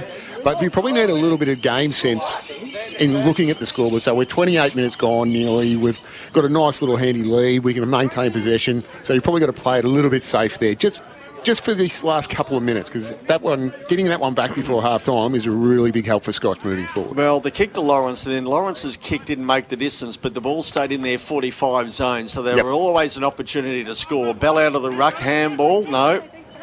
They bend down to pick it up. Lean was there, going over the top, and the umpire says, give it to me, I'll ball this one up. Dying stages of this second term. Back to a goal, the margin. Haileybury have the lead, and they've got the footy. Conway spun one way, then the other. Got it back to Sievers, who goes long with the kick. Up towards full forward. It bounces towards the pocket. Harrop there, handball back over the top. Will it work out okay? He'll get it back. He goes across the face of goal. Tall Timber Bell. Has he marked it? No, the umpire said play on. Fell down here towards Higgins into goal. And he's kicked it. So Higgins kicks his first goal of the afternoon. Haileybury go back out to a 2-goal lead. That was well played there by Harrop. He virtually squared the ball up. Higgins was in the right spot. He roved it well and put through his first goal of the afternoon. Probably unlucky, Big Belly, not to get the mark there. Yeah. But it was they had options there too, so the advantage of a kick to a dangerous spot. So he could have easily had a snap at goal, but ball coming in like that and a beautiful roving piece of work. 6 goals to 2 in this second term. It's really opened up here for Haileybury, but only a 2-goal lead. Started to get on top in the centre clearances in this second quarter, and right on the half-time siren. Could not have kicked that at a better time. Noah Higgins and Old Haileybury. What a very good second term it was from them. They trailed by 12 points at quarter time. They have extended the lead, or they have actually not only brought the deficit back, but they're actually leading by 12 points. A 24-point victory in that second term for them. 9-4-58. They lead Old Scotch 7-4-46. It was 6 goals to 2 goals to in that opening, or in that second term, and now they take a 12-point lead into half-time. VAFA William Buck Premier Men's Round 4 footy on SEN's Match of the Day. Before we take a brief interval for the half-time show, expert comments thanks to Hit IQ, Hugo Higginbotham. Hugo, your thoughts on that first half? Yeah, it was an exciting half. It was excellent play by Haileybury that quarter. They assessed it at quarter time, came out, changed the way that they moved the ball, so they were taking it on a little bit more, and they were moving at pace as well. So that speed from half back was excellent, that inside 45 and then getting over the top of the press, and that was really good. Probably a good display of how to move the ball at pace, and that's what you have to do with Scotch. Try and keep Scotch away from the ball, maintain possession. We only saw one time they turned it over. That was inside 45, or Dara Seckle, I think it was. So you'd take that. Goal scorers to this point for Old Haileybury, 2 each to Flynn Gregor and Jack Bell. Singles to Brady Seckle, Noah Higgins, Brody Finlay and Billy Yates, Charlton Harrop. And for Old Scotch, 2 goals each to Doug Lawrence and Quinn Spencer. Singles to Angus Jones, Cooper Lean and Angus Simons. This is the VAFA William Buck Premier Men's Round 4 footy action here on the SEN app. Half-time here at Princes Park, and it is Old Haileybury who lead Old Scotch by 12 points. We'll take a quick break. The half-time show coming up right after this. VAFA action is back, and you can catch the award-winning VAFA William Buck Premier Men's SEN Match of the Day every Saturday afternoon. Listen to all the VAFA footy action live on the SEN website and SEN app today from 1:45 p.m. Are you thinking about pulling on the boots and having a kick in 2026? If so, we'd love to have you in the VAFA. Australia's largest senior footy competition has teams suited to all ages and experience, from under-19s to seniors. Log on to vafa.com.au, check out our club directory and find a club near you. Hey guys, at GYG we never compromise on the quality of our food. That's why we only serve 100% free-range chicken. We're on a mission to reinvent fast food, because who said fast food had to be bad food? Love ya. The VAFA Rising Star Award recognises the competition's most talented young players. Each week, the VAFA Rising Star Committee receives nominations for 1 male and 1 female player aged 20 years or under who played no more than 7 senior games before this season. Our overall season winners will be declared the VAFA Rising Stars for 2026. So if your club has a young gun making their mark, nominate them now at media@vafa.com.au. Stay up to date with all the latest from the Victorian Amateur Football Association with the brand new VAFA app. Stay connected with live scores, fixtures, stats and news from across the Victorian Amateur Football Association right at your fingertips. Download the VAFA app today from the App Store or Google Play and never miss a moment. Keep up to date with everything that's happening around the VAFA by subscribing to our socials. We're on Instagram, TikTok, X, Facebook and LinkedIn. Has someone just taken a screamer or kicked goal of the year? Send us your best and we might share them around the league. Join in the fun with all the best pics, videos, stories and reels from around the competition. They're all on VAFA socials. Search VAFA and VAFA Women's on your favourite platforms. Listen in to the award-winning VAFA William Buck Premier Men's SEN Match of the Day this Saturday afternoon on SEN's new no-delay streaming product, SEN Stadium. That's VAFA Footy, live with no delay, Saturday from 1:45 p.m. Listen via the app. Half-time here at Princes Park. This is VAFA William Buck Premier Men's Round 4 footy here on SEN's Match of the Day. And it is the Bloods who lead by 12 points at half-time. Old Haileybury 9-4-58. Old Scotch 7-4-46. They trailed by 12 points at quarter time, Old Haileybury, but then a 6-2 second term has flipped the script. They lead by an even 2 goals at the main break. Matty Donald and Hugo Higginbotham with you. It's the halftime show of Jealous Craig, Stonington and Bundura. And we've got 2 very special guests with us, 2 presidents of the respective clubs, Matthew Armstrong of Old Haileybury and Angus McQueen of Old Scotch. Gentlemen, welcome to you both. Thanks, Matt. Thanks for having us. We'll start with you, Matthew. Great first name, by the way. Have you made that? I shouldn't forget your name. No. How'd you see that first half? It was a good game of footy. Yeah, Gus and I were just saying it's a cracking game of footy when both sides get the ball on that outside and get the ball moving. Both sides look really, really good and really fit too. So, been a cracking half of footy so far. And Angus? Yeah, plenty to like about that. The fast play and turnover just gets punished immediately.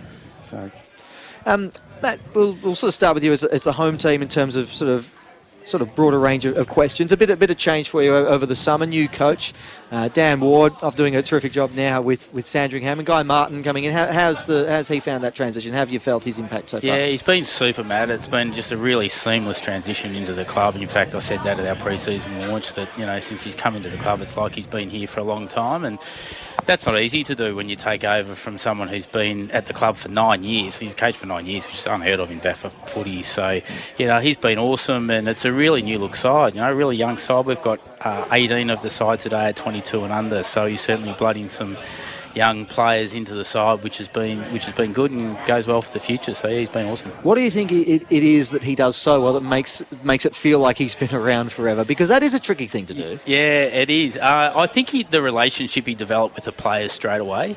He sort of knew all the players, so he'd done a lot of research. So he's calling them nicknames and he's having a bit of a joke with them through pre-season, and that sort of just happened from day one. And he's very, very organised as well. Very organised. Like, the players know exactly what they're doing each training session, know the drills they're going to do. He shares that with them before training, etc. So yeah, I think little things like that have been really good. So it just seems that every time Scotch plays Haileybury, there's a little bit more skin in the game, isn't there? There's always something on the line here. You're both coming in 1 and 2, and obviously you really want to get this one across the line to be 2 and 2 as well. So there's how do both clubs sort of prepare for that? Because it seems to be something in this. Yeah, Gus, do you want to start away? Well, there is, and there always is. And, we've got, at Scotch we've had 10 debutants so far this year, which keeps us really young as well. I'd like to do that stat as well, Matty. But, yeah, there's a bit of experience and a lot of youth coming through both sides, so... that's all good for tomorrow, of course. Yeah, and getting experience in those young guys early in the season is important. As we know, middle of the year, guys go missing, and later in the year, there's probably injuries popping up. So, and how have you both found with those young guys coming in, just the coaching around them? Has there been extra effort from the older guys helping out aside from the coach? Yeah, there has at our club. Yeah, the older guys have been really awesome. We've got little groups set up where they look after each other and whatnot. And I think it's how you coach them too. I mean, Mardo's sort of given them a license to say, you're in the side, so you're up to it, and really given them a license to take the game on, sort of thing. So, and they've all been doing that, and with the experience around them, it's been pretty good. Yeah, good. A bit of a changing of the guard for us at new captain, Charlie Cormack, and 3 new vice captains. All youth, but we've got Brady Easton, Doug Lawrence, and playing today, who are our leadership and premiership heroes, and Andy Gelbart, premiership captain in the 2s. Maybe knocking on the door for a game soon, we hope. How have you found Charlie's impact as captain? Because we've known him as a very good player for so long. In that sort of new leadership role, how have you felt that he's adapted to that so far? Well, look, he's got the support. He leads by example. And our premiership coach, Mark Nat, said at our best and fairest, he thinks he's the best player to don the Guernsey at Old Scotch for 25 years. So he's got all that with him. He's a leader. He was a leader at school, and just you couldn't get a better fella. Matthew just told us what Guy Martin brings to town and what makes him a special coach. Mark Nat, sort of opposite, in terms of he's been around for quite a while, not sort of not particularly new to the role. What does he do particularly well, though? Well, yeah, it's year 7 for Mark, which is a phenomenal effort. A couple to go to catch up to your last coach, but. He's very good at reinventing himself. He's a very good leader. He's very strong. The boys love him. He's very hungry, very driven. He's coming up with things all the time. And this group, we started him in the under-19s. He played grand final, then won the premiership first time for Scotch in 72 years, then promoted into the 1s. And that's. He loves having those younger fellas coming through all the time. And I understand there's a bit going on this weekend in terms of what the 2 clubs have prepared. Did I hear that right? That there's no? I think I misread that. I think there is a ladies' lunch coming up. Lunch? Oh, okay. Yeah. No, we've got a ladies' lunch coming up. Yeah. It's a big event for our club. It's grown legs the last couple of years, and they've. Well, it's been a bit rowdy in the aftermatch, put it that way, and the girls want to kick on. Last year we wound it up a bit, and we've got strict instructions this year not to wind it up. So we've got that on the, whatever that Saturday is, about 20, not next week, the week after. Is that the 23rd of May, I think it is? So don't let Petchy know. He'll have the weekend off, he'll be there. Yeah, so it'll be a a big day, and we get about 100 here, and it'll be awesome. So what's the purpose for that then? What does the club hope to achieve with ladies' lunch? We did do it in conjunction with things like BCNA and the ladies' luncheon. So we sort of tried to promote those things at the luncheon and get a guest speaker as well that all the ladies can relate to. We had Nicole Piastri talk last year. She was really, really good. This year we've got Lisa Carruthers, who's a friend of the club, and she's a Olympic gold medalist, her and her sister. So it's just more so to engage with our ladies and get them all in here, and mums and girlfriends, and all get to know each other and spend an afternoon together. And Angus, from an Old Scotch perspective, obviously the on-field is where most of the attention is, but there's a lot of off-field objectives that clubs need to tick off throughout the course of the year. From an Old Scotch point of view, what are sort of the aims from an off-field standpoint this year that the club hopes to achieve? Well, continuous engagement. Like next week, it's not a ladies' lunch, but five-time Premiership hero Dermot Brereton is speaking at our President's Lunch. And I have noticed a lot of ladies have booked in for that. And that'll bring the house down, as Dermot will. And continuous engagement at Scotch College and MLC, who feed our club and all our supporters. It seems to be hard to keep bringing people to come to things, but we continuously try and do that. Well, gentlemen, we'll let you go. It's a big second half coming up, but thank you thank you a lot for your time this half-time break. Really appreciate it. Thanks, Matt. Thank you. The two presidents of the two clubs out there today of Old Haileybury and Old Scotch, Matthew Armstrong and Angus McQueen, with us. They're very grateful for their time. We wish them the best of luck throughout the course of the rest of 2026 and beyond. This is the half-time show for Jellis Craig, Stonington and Bundura. Matthew Donald and Hugo Higginbotham with you here at the main break. Hugo, we'll try and rattle through some of these categories. We might start with and around the grounds here for Buxton Hampton East. Adam Gillen stands out as one of Melbourne's most distinguished real estate professionals. If you've got the scores for us there. Yes, down at Brighton Beach Oval, Old Brighton 6-3-39, leading Uni Blacks 3-8-26. Melbourne Uni Blues 4-6-30, St Kevin's 5-2-32, so that's a close one. Yep. Old Trinity 6-3-51, St Bernard's 3-7-25, and at Toorak Park, Old Zavs 9-8-62, leading Caulfield Grammar 4-6-30. So it looks like the close one today, Matty, is at Uni Main Oval between the Blues and St Kevin's. Well, that was always going to be one of the games of the round. The star power of both teams there, just unbelievable. But the one I'm liking is at Daly Oval, the Tees over St Bernard's. Yes. I feel like they've got Donald McDonald and the Tees have got something humming along this year, and I'm glad because I tipped the Tees, and Braden May, who's with us on the For the Love of the Game podcast, the VAFA award-winning official weekly podcast with myself, Braden and Jason Bennett. I tipped the Tees and he tipped St Bernard's. So that's one I've got on him. I've got a bit of work to do to catch up. It's not over yet, Matty. It's a long day, as we know. It's looking a good start. The mark of the day for Bendigo Bank Inner East. There were a couple of decent marks in that first half. Gents, one that spring to mind for either of you? I thought Flynn Gregors was quite good. Coming in from the side. that was a good, tough, strong mark. Doug Lawrence was a ripper. Yep. One grab down at the Armadale Bowls Club into the ground. And hello back to you, everyone. Yes, nice to be back. Yeah, and I'll just welcome myself back. That's okay. Yeah, no, please do. Owned by the local people of Ashburton, Baldwin, Canterbury and Surrey Hills, the Community Bank delivers all your personal business and banking needs and invests profits back into the community, including Old Scotch's electronic scoreboard and goal nets. That's Bendigo Bank Inner East. The goal of the day for Bedale Body Corporate Management. Gents. Well, I really like Simon's. That one where just the work rate and the effort, the second, third effort, and then not an easy goal to kick, even though at that pace with the pressure around. So that's a good one at the moment. For Bedale Body Corporate Management, leaders in body corporate services for 30 years. Just continuing on our around the grounds as well for Buxton Hampton East. Premier B action as well. Collegians. Big leaders over Old Geelong at the moment. They currently lead 11-5-71 to 1-4-10.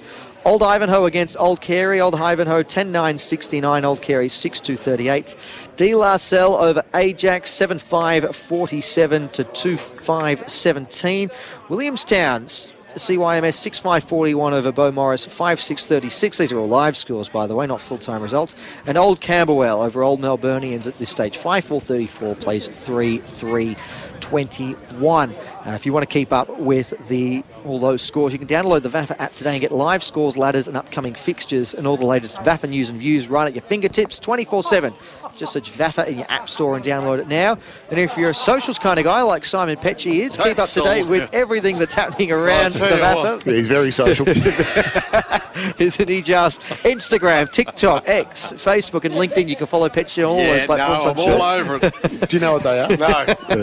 No idea, no interest at all. You know what X is, anyway. Join in the fun with the best Marks pics, the spot. videos, stories and reels from around the competition. Search VAFA and VAFA Women's on your favourite platforms. Leave me out of that. Hugo, just quickly as the players make their way back into position, where's this second half being won and lost?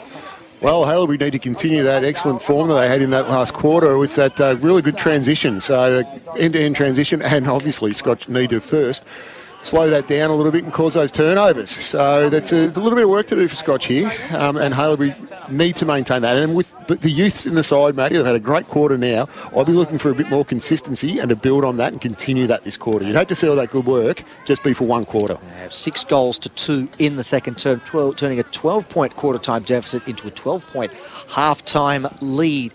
Can the Bloods maintain the range, or will the last year's runners-up find a way to overcome the Bloods from here? To call the opening moments of the second half, Simon Petch. So 16 goals scored in that first half. Let's hope we see the same result again in this second half. Straight away out of the middle, Mavropoulos tried to get a kick outside the centre square. It held up. Easton held up as well. Good tackle on him by Chilcott. As Haileybury go forward, we'll have the ball thrown in the air. Up it goes. Rucks go at it. Clark got front berth. Seaver's got a short kick down towards Harrop, who tried to get a kick. He did. Inside 45, not for long though, because Barter will bring it out towards centre wing here for Scotch. Fished away there by Cormac towards the ground. It fell, hit a Barter. Barter goes to ground and will have a ball up tackle there laid by Higgins. Right in front of us. 58 playing 46. Haileybury have the lead. Thrown back in the air. Came down, Seavers got a kick towards Gregor, goes towards the boundary line, it stays in, came back inside here and ending up with it there is Nan Carrow, got away from Yates, gets the kick into the outer side of the ground and Townsend for Scotch takes the mark, so as quickly as it goes in it comes out. Scoreboard side of the ground, Bamber Road side of the ground. Lawrence bent down, picked it up, heard the call from Spencer but didn't give it. He goes the kick up towards Simons and he takes the mark here for Scotch, so they work the ball forward up towards 45, inside 45 Jones. And a good mark taken there by Jones. Darasekal went the spoil, but Jones a good grab in front. That was a good strong mark. We'll go back and have a look at the goals for the third time here today. That was a very nice transition by Scotch there. Yeah. And highlighted there by Dougie Lawrence on the wing. Didn't panic. No. Just let the traffic go past him. Nice little layup kick. And then even one of the greatest spoilers in the competition, Darasekal, couldn't stop young Jones from marking that. So nearly 2 minutes gone in this third term. Here's Jones for Scotch in towards goal at the northern end of Princes Park. Puts it on its way and missed. So minor score there to Scotch, taking them on to 7-5-47. Haileybury on 9-4-58. 2 minutes gone for Hilton Manufacturing in this third quarter. 1 goal, 2 for Angus Jones in this match today. The Bloods bring the ball back into the field of play on the far side of the wing. Good mark taken there for old Haileybury. I'm going to pick up who that was, but the kick comes down. Darris, thank you. Now to Connell. And now it's Gillen who's got it at half back. They've conducted a switch here of the Bloods and a kick up the line. Old Scotch have the numbers here. Clark coming in from the side. Probably should have taken the mark. And it means they're in a bit of trouble here at the ground level, Scotch, although they do work it out. Kick up towards the wing. Good strong mark in the end from Frenetic. Marked it between two Bloods and then goes with a spearing pass inboard, but it's been turned over. And now they can make them pay. Mavropoulos goes up towards half forward. It's come off hand. Harrop, he's got to beat 4 Cardinals. It's still alive here at the ground level. Old Haileybury have won the ball here. Quick kick up towards Full forward, Gregor, was he impeded? The umpire said no. Frenetic getting back to help out, goes across the field to play. Nankaro went with the one hand. Dixon was in there. Now he's got a problem. It's come to ground level. Snap towards goal and it's bounced through. And that's a big goal for Billy Yates, who's got his second. They put the pressure on to the Bloods. They forced the turnover, and the big fella Billy Yates has snapped through his second, and they've got the all-important first of the second half here, the Bloods. They extend their lead out now to 17 points, 10-4-64, play 7-5-47, and that is on the Hilton Manufacturing third quarter scoreboard. Yeah, a bit of an uncharacteristic turnover by Aidan Frenetic here in the middle of the ground, and put the pressure on the defenders again. But that was look, the unfortunate kick to Nankaro as well. That was just a loopy one, and you don't want those when you got your back to the goals. And it was Yates that got in his way, who then went in after the football and kicked the goal. It was well played by him. Frenetic tries out of the middle, and he does. Kick towards centre wing, bouncing ball. Here's Cormac up the ground. He'll go with a kick inside 45 for Scotch to Lawrence, but beating him to the front of the ball there was Lynch, who got the handball back inside here to Russell. He then overran it. Lawrence overran it. Clark bent down, picked it up. Good tackle laid on him by Finlay. Ends up with Sievers, got the handball out here to Conway, and away go Haileybury out of side of the ground to Harrop, and he marks. Centre wing out of side of the ground here for Haileybury. Bramber Road side of the ground, and Harrop's got it, so they worked that out of defence beautifully. He gets around Dixon, does he, Harrop? No, he didn't really in the end. He got a kick up towards half forward. It hit Yates on the chest in front of the scoreboard, 50 out from goal. Goes down towards full forward. Bell there. Oh, it bounced away from him. It came back here towards Higgins. He bent down to pick it up. No, he left it here for Gooden-Wardner, who got the handball towards the boundary line, though. And they've messed that one up there, Haileybury. And no score. We'll have the ball thrown back in. So deep inside their 45-metre arc, Gooden-Wardner looked really dangerous there going through. There's a bit of claret coming from the eye there of Will Clark. So there's a blood rule here. Yeah, there's blood everywhere there. Injury update thanks to Author Sport Victoria. You imagine he'll just get patched up and they'll try to get him back on there as soon as possible. Yeah, he's got to go through the interchange gate. Yep. He probably couldn't see it because he had a tail over his eye. He certainly did. Yes.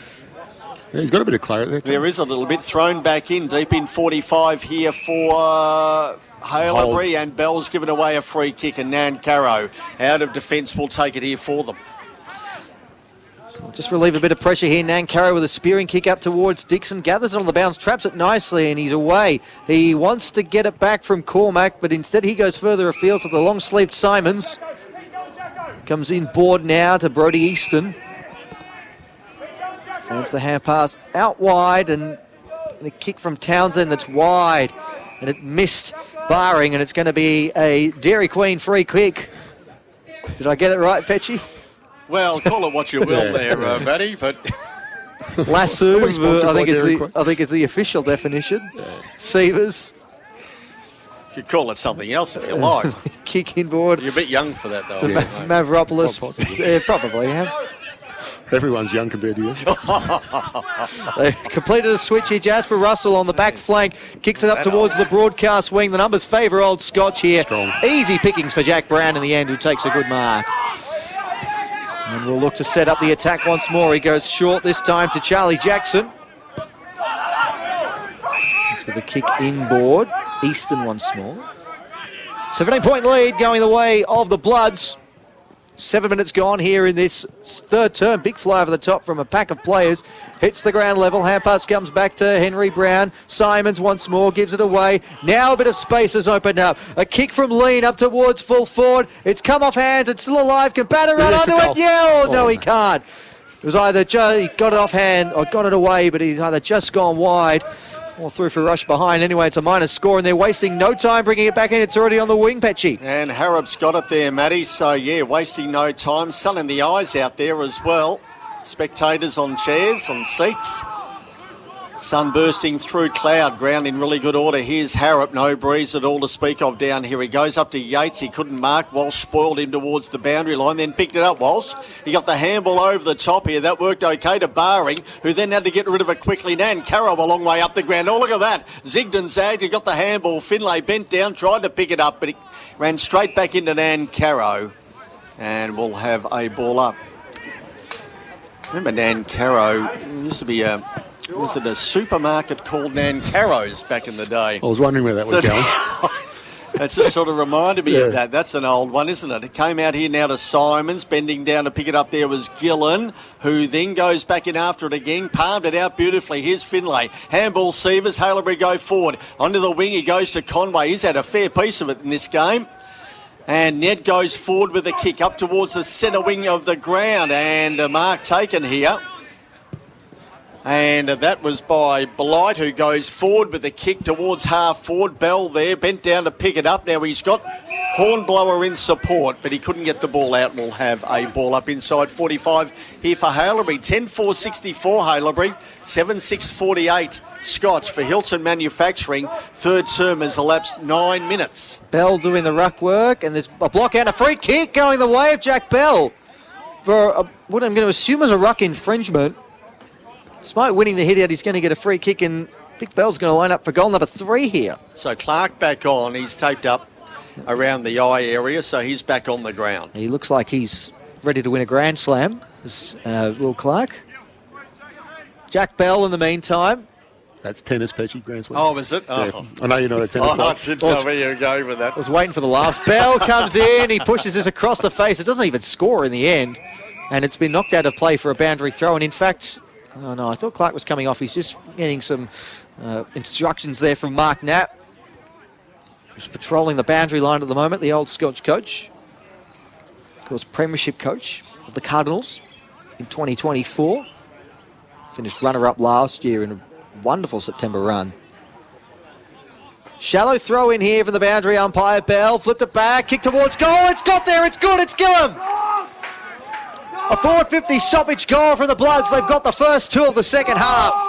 11-4-70 rather. Old Haileybury moved to 7-6-48 now, Old Scotch. And they've made a big move here all of a sudden, have the Bloods. And Hugo Higginbotham for hit IQ, 4:50 stoppage goals, coach killers. Especially when all of the Scotch players are forward of the ball and giving away front spot to the Haileybury play. So that was an excellent roving goal. It just felt like something was always building there too. Scotch seemed to be on the ropes a little bit there, and all the momentum with Haileybury at the moment. We've almost got Haileybury playing dynamic football, and Scotch trying to play a little bit safe. They're a bit slower with the ball movement, just trying to control the game, and it's not working for them. 8 goals to 2 since quarter time. So Nan Caro into the ruck here now that Clark has been moved, and Finlay won the tap down. Henry Brown trying to wrestle it out of the middle. So Nan Caro goes into the ruck. Clark... Can't see where he's gone. Full forward. Full forward, is he? Yep. Up they go again. Finlay got it down. Now, who wants it? Sievers, Jackson. Head over the football there. Durris Sackle. Conway goes in as well. And the umpire says, give it to me. I'll ball it in the air. Still inside the centre square area, thrown in the air again. Nan Caro got his hand onto that one. Brady Seckle rode it beautifully, got it to his brother Durris, who goes out towards centre wing. Good kick too. Mark taken here by Blight, and he marks here for Haileybury. So everything going well for them at the moment. He kicks the lower ball as long as he possibly can, down towards half forward, fist away from Bell by Walsh. By Jack Brown, sorry, and it goes over the boundary line out of play. We'll have a ball in. Good solid punch there by Jack. Thrown back in, about to be. Half forward here for Haileybury, attacking to the Armidale Bowls Club, into the ground. From that ruck contest, Finlay goes forward with a kick, but Dixon chops it off here for Scotch and goes out wide. Here, Yates nearly marked it. He nearly chopped it off himself. It came back and they get out of danger here. Scotch with a kick to Jack Brown. He brought it down to ground level, then goes in after it again, but Dixon roved it okay, then lost the footy. Free kick going Haileybury's way. Gillian kicks the ball back in towards full forward. Lynch goes up, couldn't complete the mark, fell here to ground. Cormac wrestled it out of his arms. He got it back now, and Scotch work it clear of the kick. Inside the centre square they go. Clark there about to be tackled by Lynch. Got rid of the footy here. Gillian ends up with it. Got it back though. Clark stole it. He got it to Easton. Didn't know which way to go. Got it back here now to Wenzel, who got it back here towards Barring, who goes to centre wing. Umpire's blown the whistle. Downfield free kick here to Scotch. And Jackson takes it. And he drives it deep towards full. Oh, Jones! That would have been the mark of the millennium if he held that down.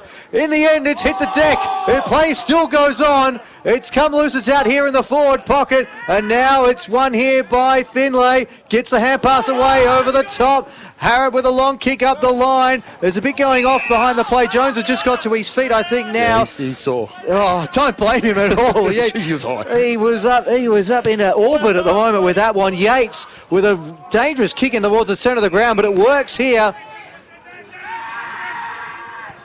Now they go across again. They're just happy to play patiently here. Conway, and now a kick in towards full forward. Bell in front. Spot! But it's Chilcott who arrives late and marks. Strongly out in front of his man. 25 metres out directly in front, and he'll line up for his first of the afternoon. Old Haileybury's third in this third term. My goodness, it is all happening there. Angus Jones. I mean, that was an extraordinary leap. Yeah, he's still feeling it too. The Artemis spacecraft nearly had company there for a minute. Yeah, he was well assisted. Joel Chilcott. He's kicked 2 goals already this season. Hasn't kicked one today. He's flirting with the goalpost and he hits it.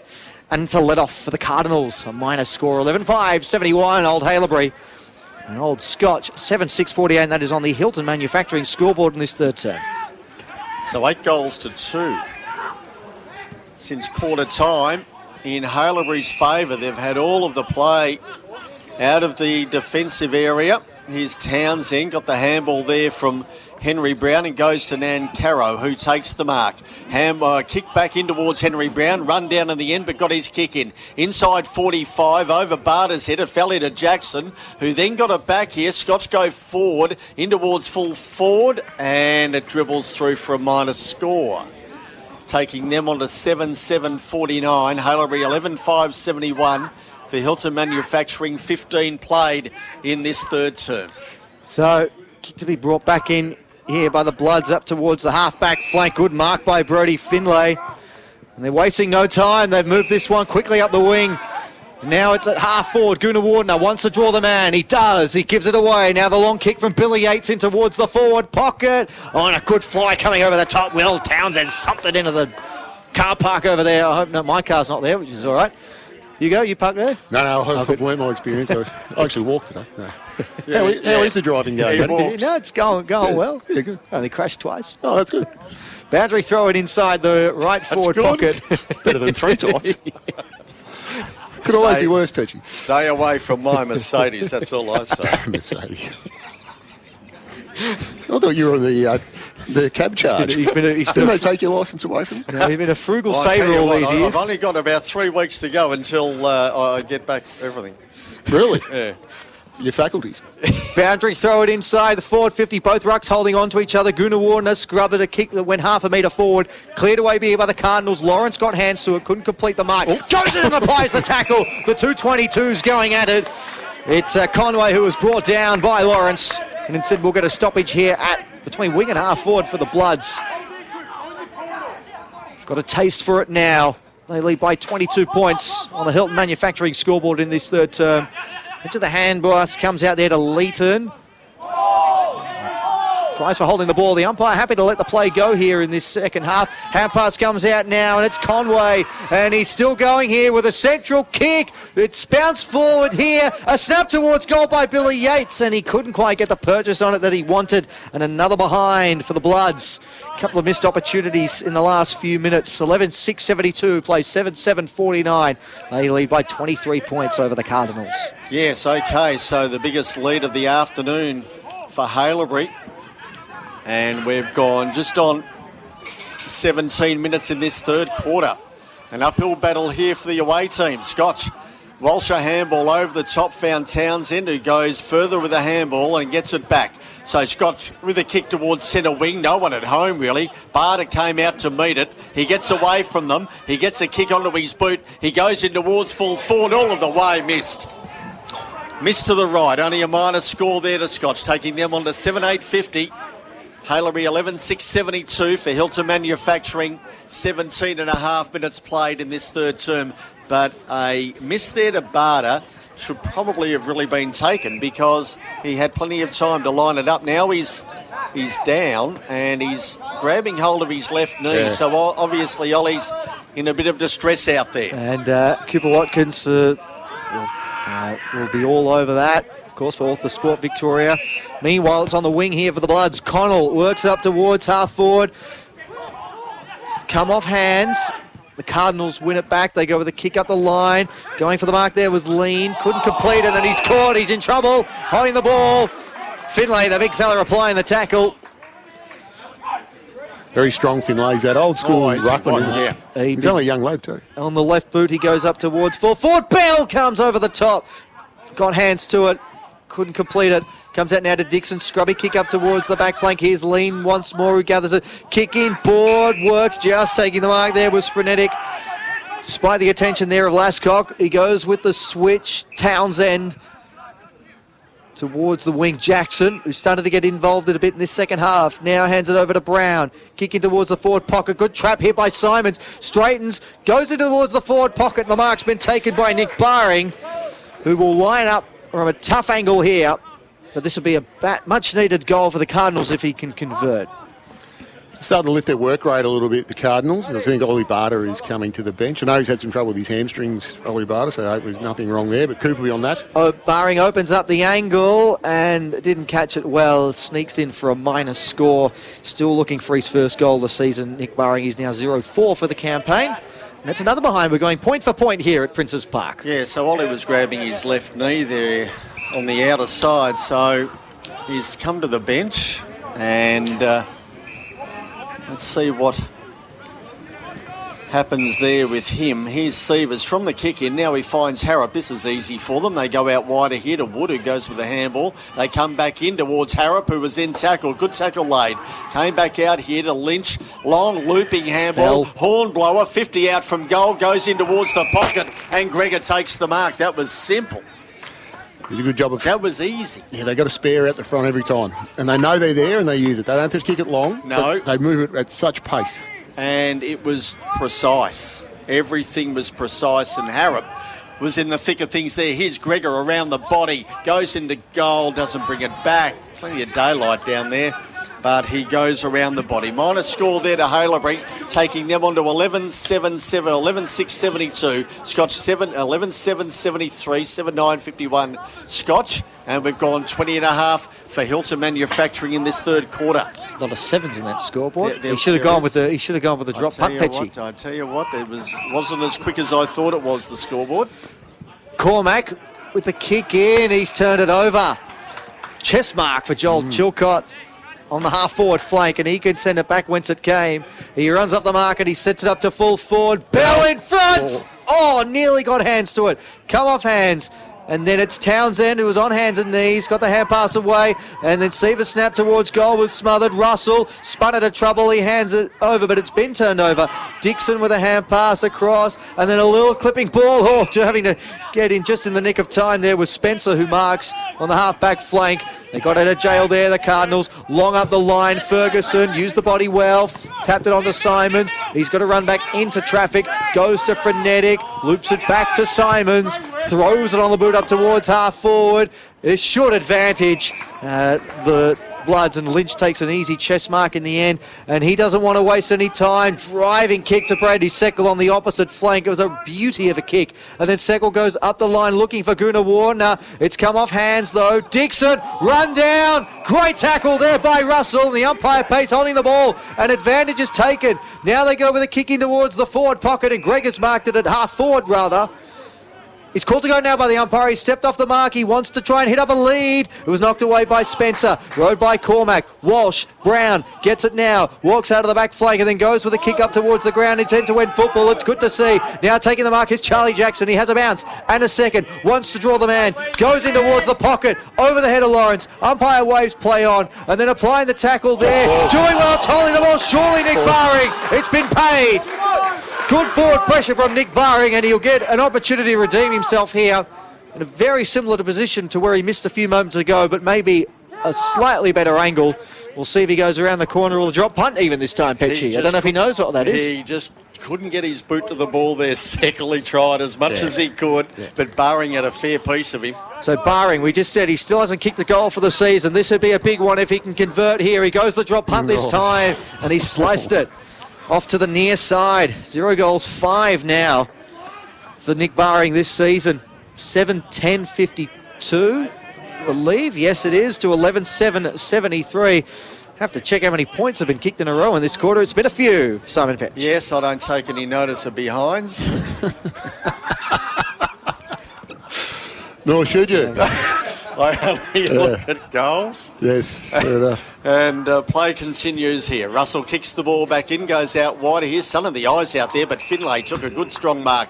As you said, Hugo, good old-fashioned ruckman. I guess back in your day, you were the same, except you had sharper elbows, I reckon, back in the day with Pakenham. Up they go again, fist away by Spencer of Gregor, and he sees it over. Only ever convicted once. Back in the days when you could get away with it. Yeah, we used to get away with a lot. Yeah. But he's done well here, Finlay, today. Certainly took the toll most of the afternoon in the ruck. Thrown back in out of sight of the ground. Bamber roadside that comes back in. Bell palmed it down, picked up there by Higgins. Handball hit a Hornblower, who goes long with a kick to full forward. Down there is Finlay. Oh, he was the third man. He was the Harry Lime. He came in from behind. He took the mark as another Scotch player was going across the face. And Brodie stood there tall and took a good strong mark. Goes back straight away. Won't waste any time. Goes in towards goal and kicked it, has he? He snuck it in.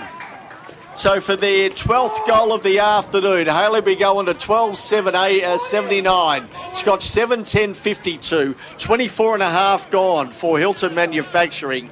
And Finlay has kicked his second of the afternoon. Thank you, Matt. I just couldn't see my list. Geez, there's a lot to like about Finlay. He's very, very strong in the ruck. So he's up against one of the premier rucks in Clark, and he's got that forward craft as well. Yeah. So. Well, who's got the better forward craft, Finlay or Bell? It'll be an interesting debate during the week. Bell now taking a turn to the ruck against Clark. Brown got the hands free, although it's going to be one here by Sievers who gets it away, and Maropoulos goes up to half forward, and here's Gregor again at half forward. He's been terrific today, and he's going to go back and line up for goal here. Incidentally, that Finlay major breaks a run of 7 consecutive points kicked between the two sides. Wow. Yeah. And now they've kicked 3 goals to none in this third term, the Bloods, and Gregor will be looking to make it his third. And the Bloods 4th in this third term. He changes his mind. He looks to go up to the top of the square at the last minute. And the juggling mark has been claimed at the third time of asking by Charlton Harrop. And he will line up 15 metres out directly in front. Wow, what a change of mind there. Well, maybe there's a bit of a set play there, Petchy, but every single Scotch player there just anticipated that he was having a shot. Yeah, absolutely. And just put it to the most dangerous spot on the ground. The old 3-card trick. Harrop comes in from virtually directly in front, and he punts it into the crowd. And he's got his second, and that is their 4th in this third term for the Bloods. And this is all of a sudden becoming a potential match-winning lead. 13-7-85 to 7-10-52. They've run right since quarter time, the Bloods. They have. They're playing very dynamic, exciting football. They're taking the game on.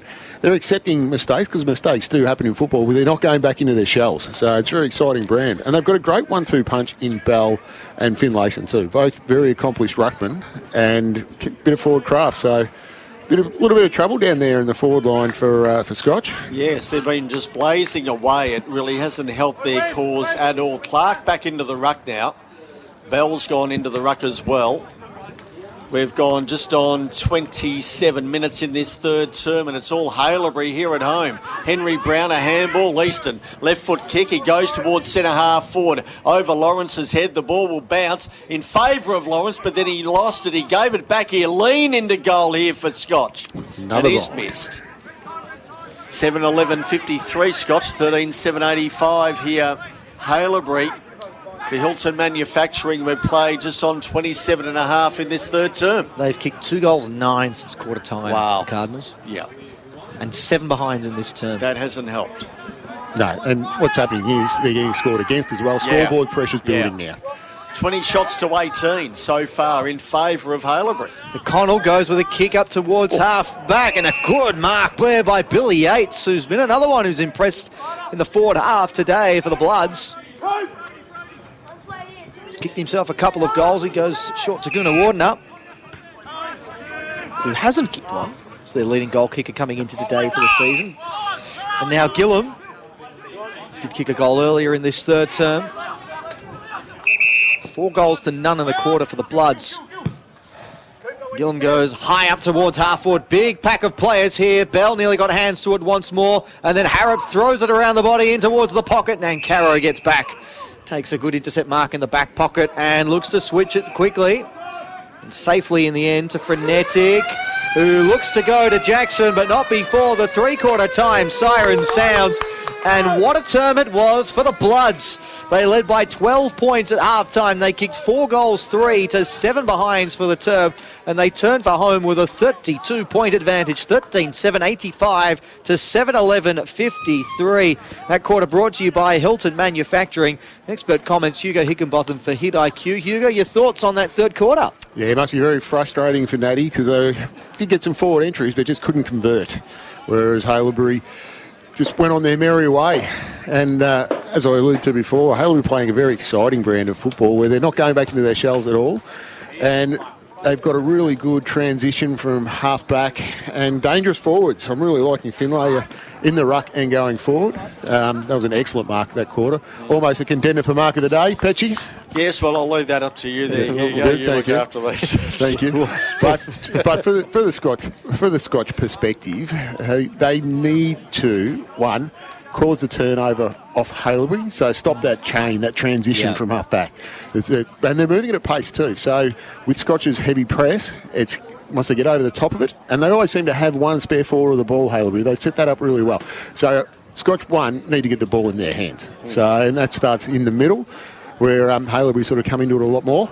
And it's, look, it's a decent ask to come back from here, considering. I mean, they've struggled to score since quarter time, but look, Matty's a very smart coach. He knows the game really well, so he'll set up and just focus on moving forward. 7 scores apiece in that quarter, but it was 7 behinds for Scotch, 4-3 for Haileybury. That separates it, doesn't it? But it wasn't as if Scotch weren't scoring. They just weren't accurate. Well, what's even more frustrating from a Scotch perspective is they were very kickable goals too. Yes, they were. So, it's a tough ask for them. They've got some experience back into the side today, but the baby Bloods, they're on fire at the moment. They're playing with reckless abandon. I thought you were getting down on one knee there. You were just doing your shoelace up, weren't you? Yeah, I was actually stealing your wallet out of your pocket. Well, you won't find it, and if you do, there's nothing in it. This is the VAFA William Buck Premier Men's Around for Footy on SEN's Match of the Day. We'll let Simon Petch and Hugo Higginbotham sort out who's got what sort of money at the break. He's got more than me. We will bring you the final term right after this. It's a 32-point lead for the Bloods. Can they hang on, or will the Cardinals find a way? Find out in a couple of minutes' time. VAFA action is back, and you can catch the award-winning VAFA William Buck Premier Men's SEN Match of the Day every Saturday afternoon. Listen to all the VAFA footy action live on the SEN website and SEN app today from 1:45 p.m. Are you thinking about pulling on the boots and having a kick in 2026? If so, we'd love to have you in the VAFA. Australia's largest senior footy competition has teams suited to all ages and experience, from under-19s to seniors. Log on to vafa.com.au, check out our club directory and find a club near you. Hey guys, at GYG we never compromise on the quality of our food. That's why we only serve 100% free-range chicken. We're on a mission to reinvent fast food, because who said fast food had to be bad food? Love ya. The VAFA Rising Star Award recognises the competition's most talented young players. Each week, the VAFA Rising Star Committee receives nominations for one male and one female player aged 20 years or under who played no more than 7 senior games before this season. Our overall season winners will be declared the VAFA Rising Stars for 2026. So if your club has a young gun making their mark, nominate them now at media@vafa.com.au. Stay up to date with all the latest from the Victorian Amateur Football Association with the brand new VAFA app. Stay connected with live scores, fixtures, stats and news from across the Victorian Amateur Football Association right at your fingertips. Download the VAFA app today from the App Store or Google Play and never miss a moment. Keep up to date with everything that's happening around the VAFA by subscribing to our socials. We're on Instagram, TikTok, X, Facebook and LinkedIn. Has someone just taken a screamer or kicked goal of the year? Send us your best and we might share them around the league. Join in the fun with all the best pics, videos, stories and reels from around the competition. They're all on VAFA socials. Search VAFA and VAFA Women's on your favourite platforms. Listen in to the award-winning VAFA William Buck Premier Men's SEN Match of the Day this Saturday afternoon on SEN's new no-delay streaming product, SEN Stadium. That's VAFA Footy, live with no delay, Saturday from 1:45pm. Listen via the app. Three-quarter time here at Princes Park. This is VAFA William Buck Premier Men's Round 4 Footy on the SEN app, SEN's Match of the Day. And what a quarter it was for the Bloods. 4 goals, 3 to 7 behinds.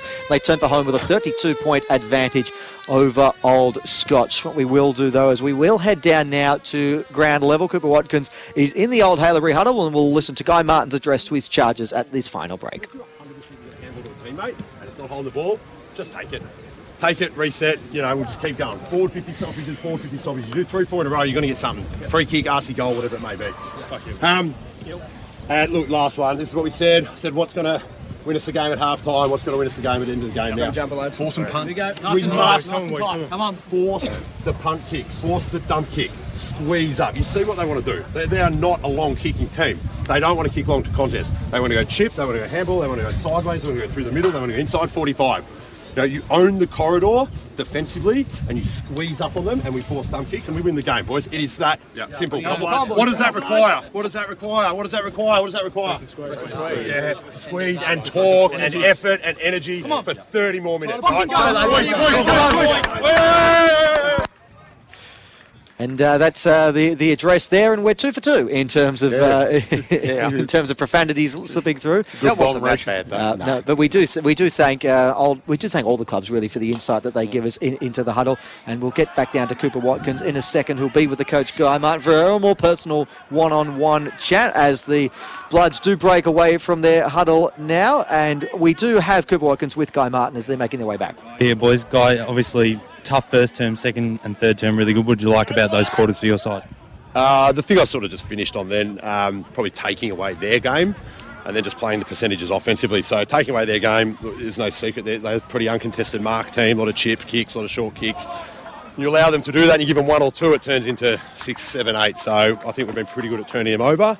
And then off the back of that, play the percentages going forward, kick it to our big guys' advantage and get little blokes at their feet. Good luck, Guy. Beautiful, thank you. Thank you for that, Cooper, and to Guy as well. The huddle report thanks to Bedshed Dandenong. No one's better in the bedroom. Petchy, the final quarter is coming up.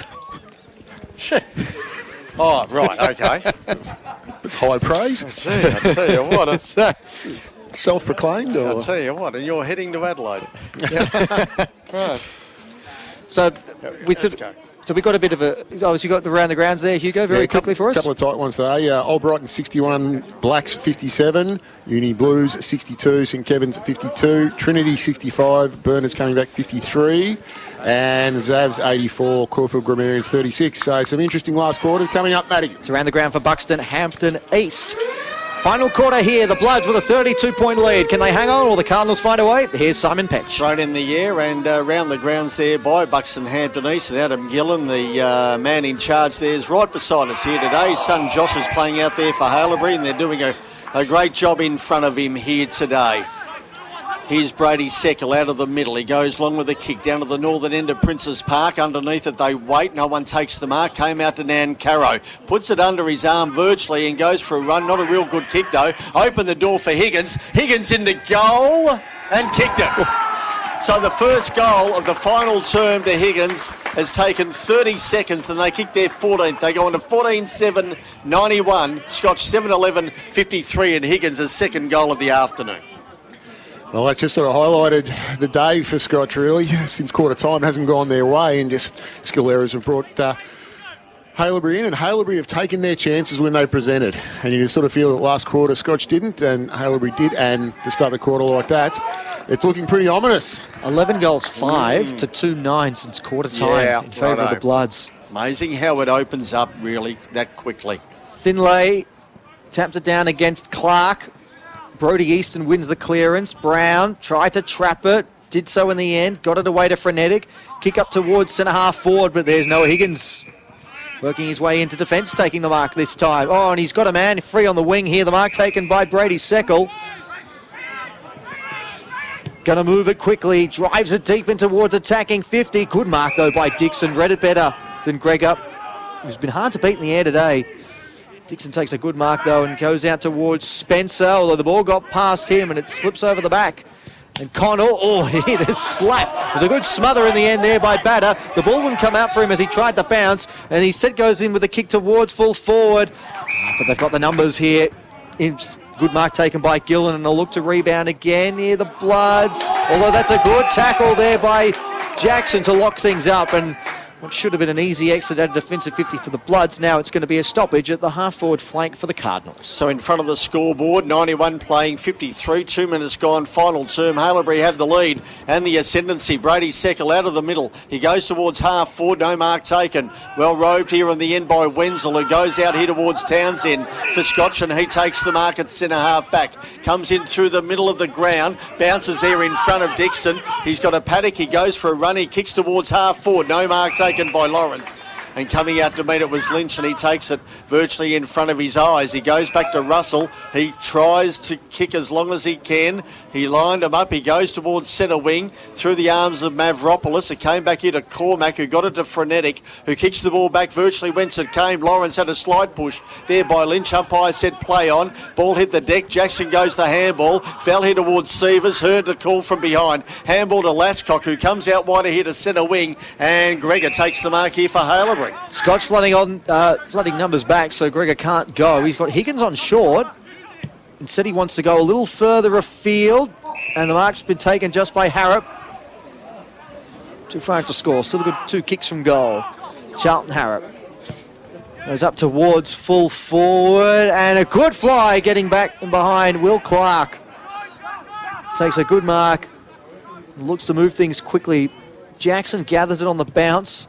He drives a kick up towards half-forward. Barter, well, he did well to get away from Russell. Gathered it cleanly, Barter. Kicking towards full forward. We're into the pocket, and Spencer takes the mark. So nothing wrong with Barter now. That pace was good.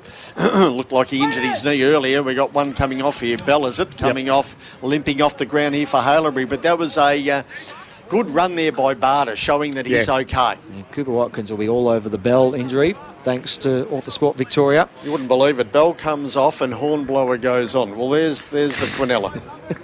What about the siren at this joint? It's like a World War II air raid siren, isn't it? Buttons jumps under the bench every time it goes off. Quinn Spencer with a shot at goal has only just snuck in through a behind. 2 goals, 1 for he today.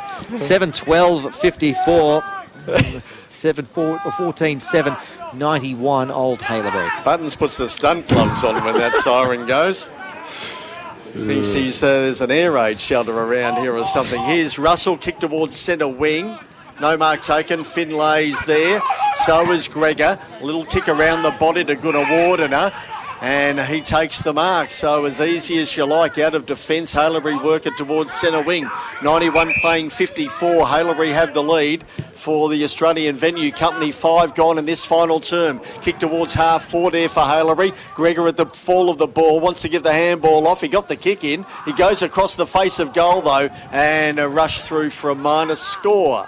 Taking Haileybury on to 14 goals, 8-92. Scotch 7-12-55. 5 gone in this final term.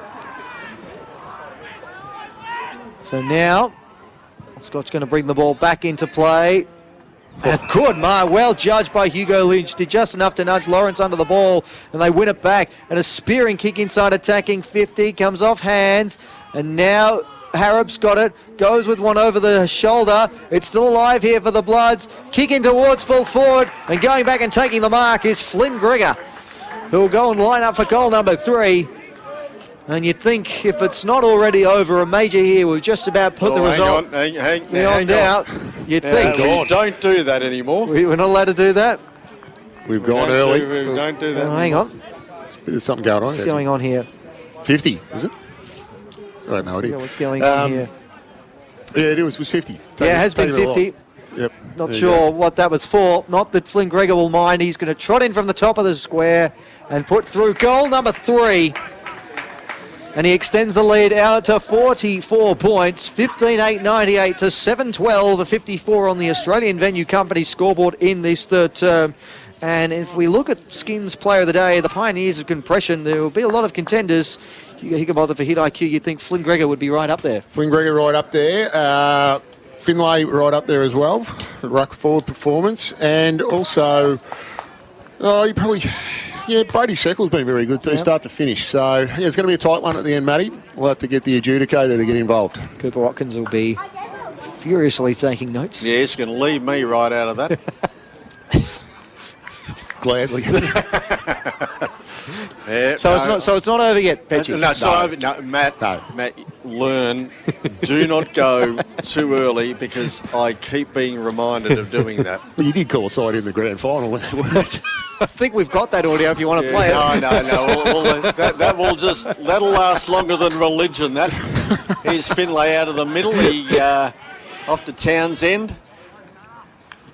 Coach of Box Hill Hawks in the VFL kept reminding me of that. I finally found out who it was. Here's Simons from the outer side of the ground, goes towards Clark, and he marks and got a little bit. Yeah. And 50. A 50-metre penalty here for Clark. Okay, brings him right into the teeth of goal. Obviously slapped around after taking that mark. He's... He'll knock the headband off. Yes, nearly. And... at the Armadale, he's bleeding. So now he's bleeding, see, now. Yeah. The umpire spotted that he's bleeding after getting that knock. The blood's coming through from that knock that he had earlier. Yes. It's not been taped up very well. Simons has got the opportunity to score a goal here for them. How quick was he to get in there? Yeah, absolutely. Like a classic small forward. Ran from half back.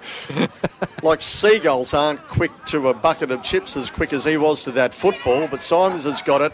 Armadale Bowls Club into the ground and missed. Oh, wow. And Mark Nat just bows his head. He just can't believe that. So Clark off, blood rule. Simons takes over and misses a minor score. That's their 8th behind in this second half. In this second half. Ninth behind in this second half of footy. Yep. 98 playing 55. Haileybury have the lead. We've gone just on 9 minutes in this final term for the Australian Venue Company. Waste no time bringing it back into play here. The kick from Connell up towards the half-back flank works. Mark taken by Sievers. He wants to go inboard. No, yes, maybe, I don't know. He goes instead for the hand pass to Higgins, who had a bit of a fumble, got to weave his way out of traffic. Nice kick up the line. Mark taken there by Blight. He wastes no time. The hand pass inboard now to Gillum. And then another kick up towards half forward. Good juggling. Mark taken there by Hornblower. And he goes with a wobbly old punt. That's not a good kick. An easy mark in the end taken by Henry Brown, and his kick's been turned over. That time it's Conway who's got it at half forward for old Haileybury. Wants to run off his mark, draw the man, give the hand pass across, and then a high flying shot at goal is wide. That might have been Gillum who had the shot, and it's offline. And 15-9-99 plays 7-13-55.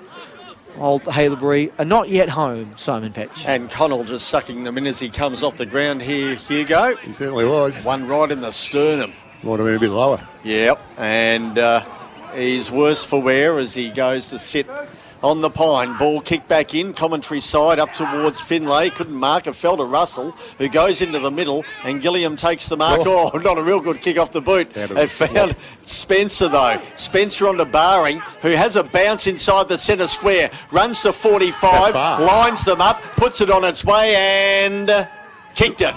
Misses. Wow. He used every millimetre of his distance then. And he missed extra. another one. That was a 7-14-56 Scotch. 15-9-99 Haileybury about to break the ton. Haileybury, 24 shots to 21. And it's all Haileybury as we've gone at 10.5, nearly 11 minutes in this final term, Matt. Lascock goes with a kick in towards the wing. Brown was there. Doffett and Seckle applying the tackle on Ferguson. And that behind there, the 25-metre, 15-metre run, that's Old Scotch's 8th consecutive point, which extends back to late on in the second quarter. And Old Haileybury have won it here. Kick around the body to Harrop, who's marked it. Gilliam just threw it on the boot. Gee, we've gone early. Yeah, I was going to say. Wow. We don't do that, Matt. No, Matty's called it. And then a kick from Gillian up towards centre half forward. It's not quite a preliminary final call. It's only round 4. Yeah, no, I'd say, no, we weren't serious that day.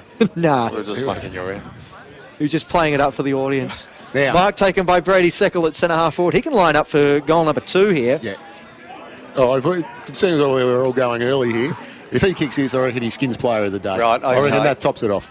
Well, then now it's a dead eat between whether you're Anthony Green or you're Anthony Green in calling your politics on the ABC. I don't know. Well, he's done a You may have para work. gone far too early here. He's done a para work through the midfield today, and he's going to get a 50-metre penalty at the end of it all. So he sent a 55-metre kick into a 5-metre kick. He hasn't kicked it yet. Yeah, no, he hasn't. I think I'll back him in, though. I've only judged the distance. I haven't said it's definitely going through. It's certainly going to be a lot easier for him. I'll mark it. From the top of the square, puts it through. The Bloods bring up the ton. Yeah. And Brady Seckle brings up his second. 16-9, 105 Old Haileybury, 7-14-56 Old Scotch. It's been a dominant performance since quarter time from the Bloods. The Australian Venue Company scoreboard reads that it's going to be a big, big win for the Bloods here.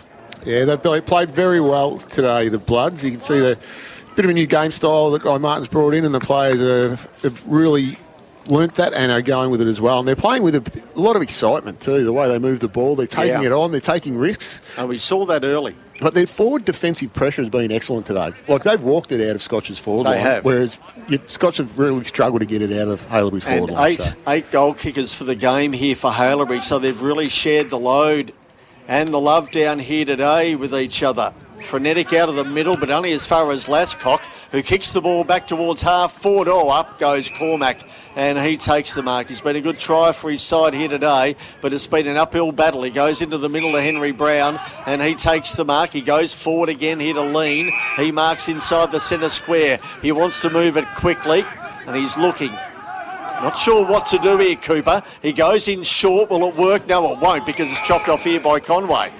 And Ned takes the mark here for Haileybury. He goes out wider here to Gilliam, and he takes the mark. He goes out wider here to centre wing to the Bamber Road side of the ground to Flynn Gregor. And he takes the mark. He goes in short here. That works beautifully to Mavropoulos. And he marks. So centre wing out of side of the ground, Haileybury build. They go towards half forward inside 45. Bell fist it way. It fell to ground close to the boundary line. Harrop will see it over, or it will be balled up. And we'll have the umpire adjudicate. It will be balled in, so we must have gone over. And we'll have a ball in inside 45 here for Haileybury. They lead 105-56. They've nearly doubled Scotch's score, and we've gone 14 and a half minutes in this final term. Thrown back in, Bell to himself, then went over his head with a handball. It sort of worked. It found someone. Harrop was there, got the handball up, but worked out that Scotch ended up clearing it to the outer side. And that's going to be a free kick on the full or last disposal. Kick to be taken by Juraseckle. Forthsport Victoria as well. Good to see Jack Bell back on the ground. Limping rather heavily only a few minutes ago. So Juraseckle in towards the forward pocket, through a pack of hands, and eventually goes out of play for a boundary throw in inside the right forward pocket here for Old Haileybury, who lead by 49 points in this final term thanks to Australian Venue Company. 15 minutes gone. Toss back in, Clark got it tapped down, clearance there by Jones. Although the mark's been taken here by Connell. He might just still be a bit too far out to score. He's going to have a go. He's not going to die wondering. He's going to have a go. Well, he must be feeling okay. He came off earlier, just he won in the bread basket there, and he's feeling okay now. He hasn't kicked one this year. This would be a beauty if he can land this. A goal a day contender for Bedale Body Corporate Management if he can land it here, James Connell, because he'll have to kick this all of 60 metres. He's done a power of work in defence for the Bloods today. Can he reward all his hard work with a goal? He gets close to the man of the mark. It might have been touched off the boot. Oh, big fly from Nancaro. Couldn't complete the mark. Loosed in the forward pocket. Eventually goes over the line for a boundary throw. Well, that was very anticlimactic, gentlemen. Hugo, round the grounds here. Yeah, so some big action happening. So Old Brighton now trailing Uni Blacks by 7 points. Blues and St Kevin's. So St Kevin's just hit the front by 3 points, and Trinity and St Bernard's scores a level. Oh, see, my tips were looking good at half-time. Not told so you it went too anymore. early. Frenetic, he's caught a tackle, and the umpire says holding the ball, and there'll be a free kick to Old Haileybury here. Just trying to figure out who's going to take it in the midst of all of that. It's going to be in the forward pocket, and it's going to be Ned Conway, who's been another one who's been very good in the midfield for the Bloods today. Hasn't kicked the goal as of yet. He goes with the outside of the right boot, and he makes no mistake here. And that's another one for Old Haileybury. Another goal scorer to add his name to the list. Ned Conway, just his second goal of the year. 17-9, 111 Old Haileybury. Old Scotch, 7-13, 55. And the margin is getting bigger and bigger by the minute, gents. Yes, and look, you've said before, an amazing spread of goal kickers too. So Yes. you sort of got the mentality at Haileybury, don't care who kicks the goal. That's 9 today. Nine goal kickers. There you go. Separate goal kickers today. That's sharing the load and sharing the love, isn't it? Certainly is. Give it to me, give it to me. Ball back into the middle. Players will be tiring now. Up they go. Clark won that one down. Sievers overruns it. Frenetic tries off the ground through Sievers. He tries again. It nearly got outside the centre square. Lascock holding Jackson up, and we'll have a ball up. 18 gone in this final term. 111 to 56. My recollection, that is more than double the score of Scotch. Haileybury down here today. Not that I was any good at maths. I was going to say it was always your strongest. No, it wasn't, because 112 would be double. Oh, would it? Well, there you go. Just goes to show that it wasn't my greatest at all. No. And I think they called it veggie maths back in the day. I even failed plasticine modelling. That's how well I was going. Did you? Yeah. Well, did you model? You were the subject of it. Modelled you. Well, you know I'm into life drawings now, don't you? Yeah, I do. I've heard Here's that. a handball. Now into goal. Barring goes into goal and kicks it there for Scotch. After all of that, they kick their first goal since, Matty. Well, since late on in the second quarter. And Barring Barring kicks it. Barring kicks it. That's his first goal, That's I think, his first goal of the afternoon. It's his first goal of the year as well, Nick Okay. Barring. He was 0 goals 5 for the Yeah. campaign prior to that. Yes. No, that was a good little answer by Scotch then, to on the back of some really good just chaos. We're getting it forward. We're able to maintain forward line defensive pressure, so that was a good result. Well, they definitely haven't doubled their score now. That No. brings it back. Well, they hadn't anyway. You know, when I looked at it, I thought, maybe I'll go with it. Maybe I won't. Yeah, no, I'm glad you did. Frenetic to half back. Connell takes the mark. But you know what I can do? I can add up toe dividends. That's the other. Yeah. He goes with a kick. We've all got our strengths. Higgins marks the kick from Connell as they look to switch it again and switch it back once more. Not that I bet. No, gamble responsibly. Seckel out towards the back flank. And this time the mark's been taken by Lascock, and he drives it up towards half forward. Oh, and a good mark taken by Conway on the flank in between two Cardinals. Yeah, the meat. It's a great grab. Another mark of the day contender for Bendigo Bank Inner East, and he might fancy have to double his tally here. If he can kick from here, it'll be similar angle to his previous goal, but much further out this time, Ned Conway. Yeah, a bit of a hard ask, that distance, especially late in the game, bit of tired legs, but... He's going to give it a go, Conway. He'll be striking from 50. He gets a fair amount on it. It's going to go close to the line. I reckon that has cleared the park. The umpire says it's a goal. Amazing. That's an awesome kick from Conway. A set shot from where the 50 meets the boundary. Late in the game, goal of the day contender for Bedale Body Corporate Management. A beauty from the boundary line. He's got 2 in the last few minutes. And Old Haileybury still trying to double Old Scotch's score. They're not quite there yet, but they're getting closer. But it's another one. 18 goals for the day now. And we said they've got 9 goal kickers.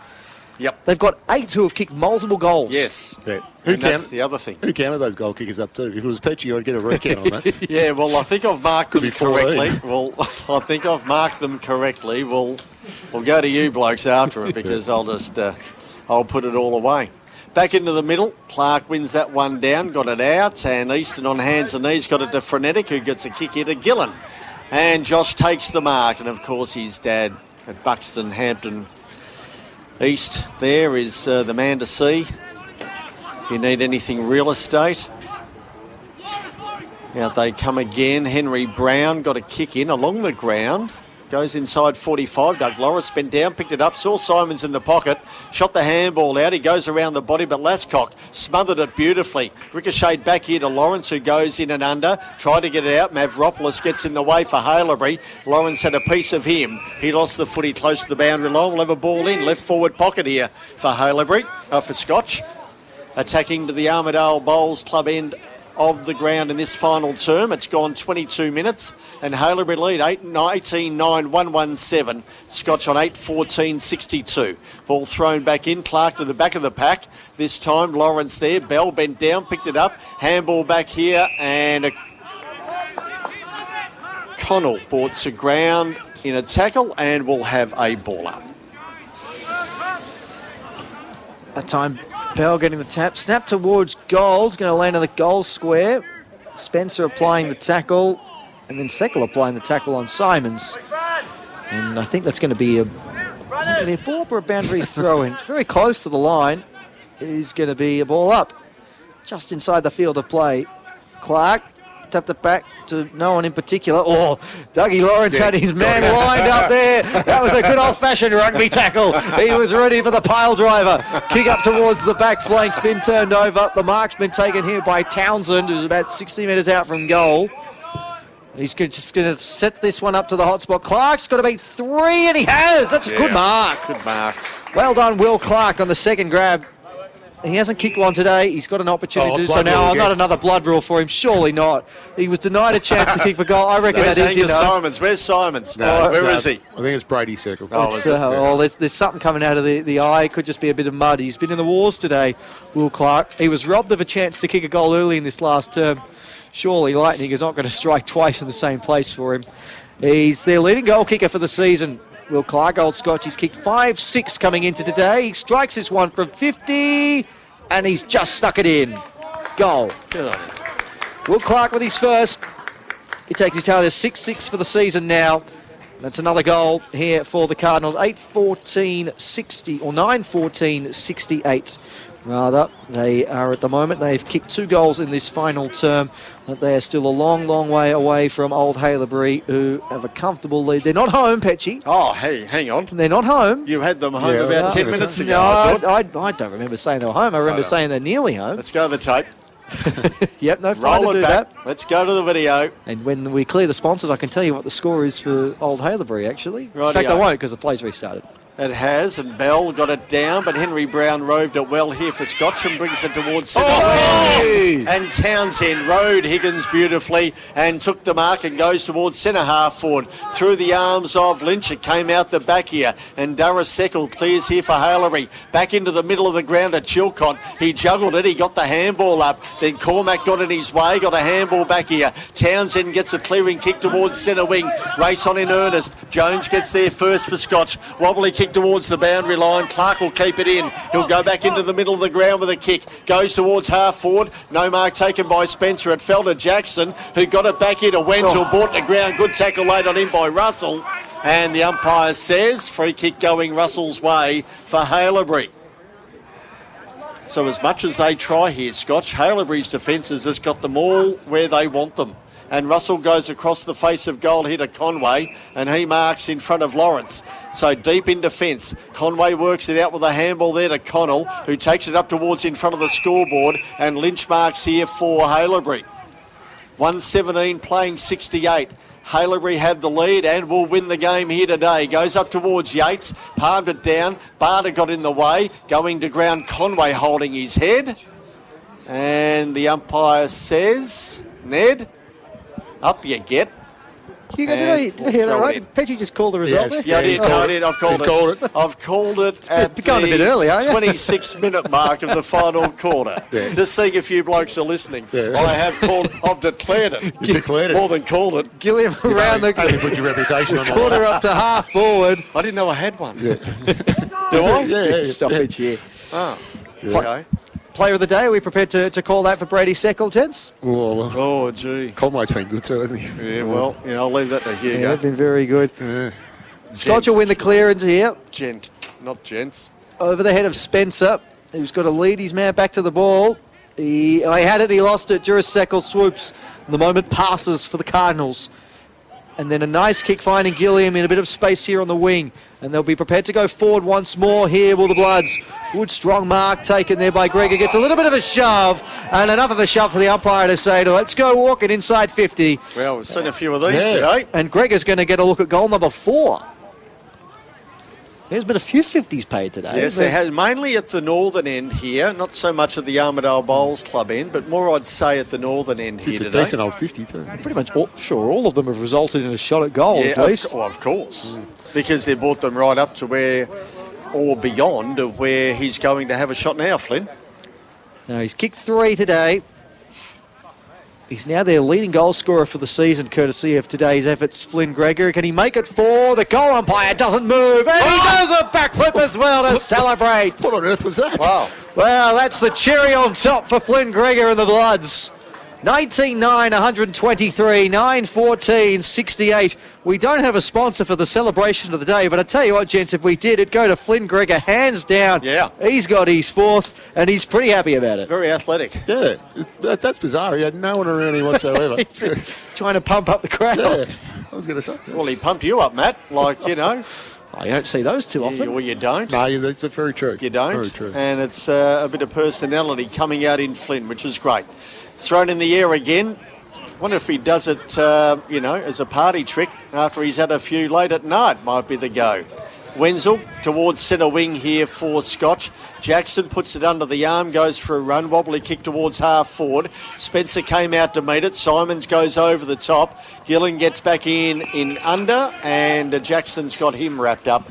And inside 45 there for Scotch, the ball to be thrown in the air. I know you're a social media man, Petchy, but if you ever get a chance to have a look, find the ones where people are trying to do a backflip and they fail. They're the funniest. Oh, they're the best ones. They're the best ones indeed. It's compelling viewing. And I'll never see it because I just don't know how to do it. Here's Durrus Seckle, got a high tackle from Simons, dropped the footy. And Angus will get a free kick here for Scotch, and he'll let Durrus Fairdickham know about it. You've got to have a fair bit of confidence to go with the backflip, because if you get it wrong, the cameras pick it up, and it will be replayed plenty of times. Oh, exactly. You get that wrong, it's danger time. Here's Simons in the goal. We saw him miss one earlier, and he's put that one through, yes, for Scotch's 10th goal of the afternoon. They go on to 10-14-74. Haileybury 19-9, 1-2-3. 29 gone in this final quarter, and Simons for the game so far has kicked 2 for the afternoon. Thank you, Matt. I was just about to mark that one down. Light fading here at Princess Park, and I'm failing to see where I'm writing these goal kickers down.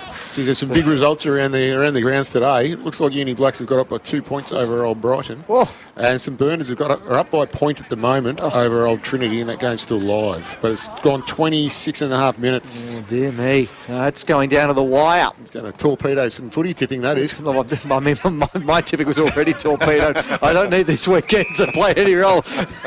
That's for Buxton Hampton East. One of Melbourne's most distinguished real estate professionals, Adam Gillen. Oh, he's the man.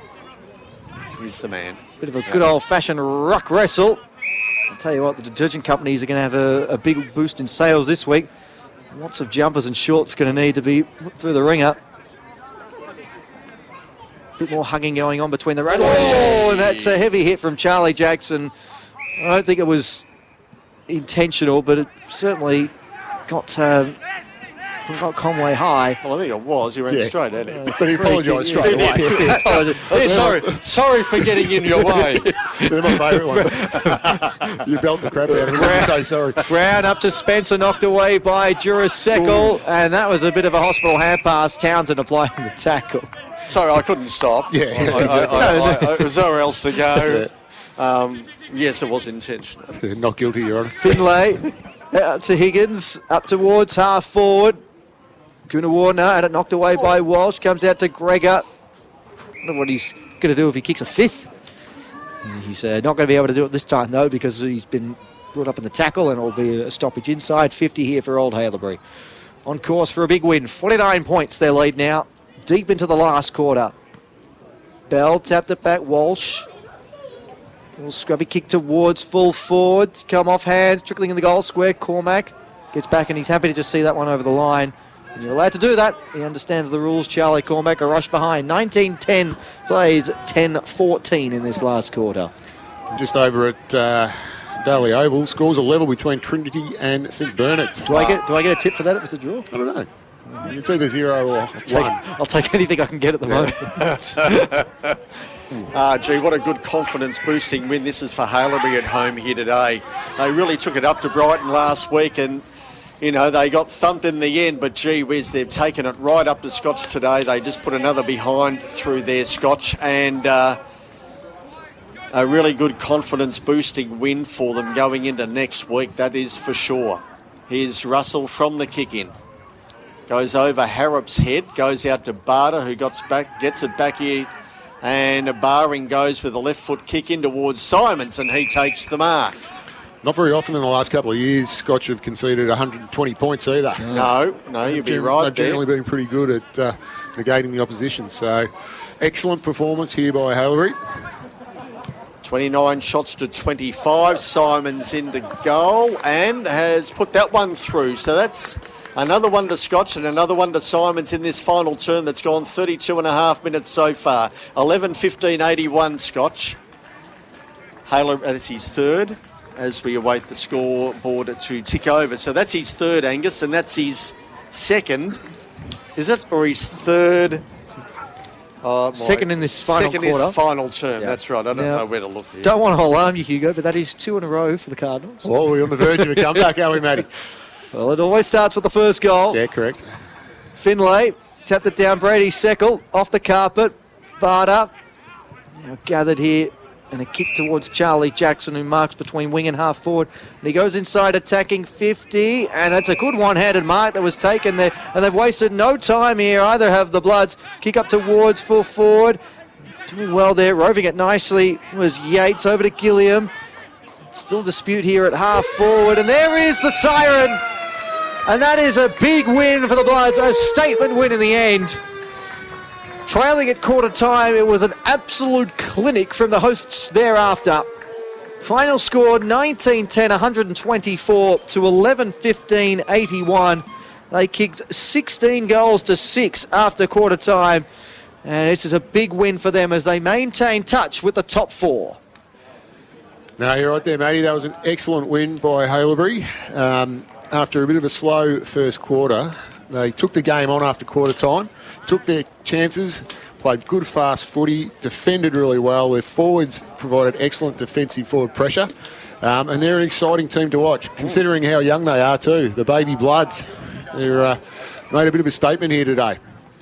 Definitely. They have the goal scorers over the course of the afternoon. 4 to Flynn Gregor, and the celebration of the day and an early contender for celebration of the season.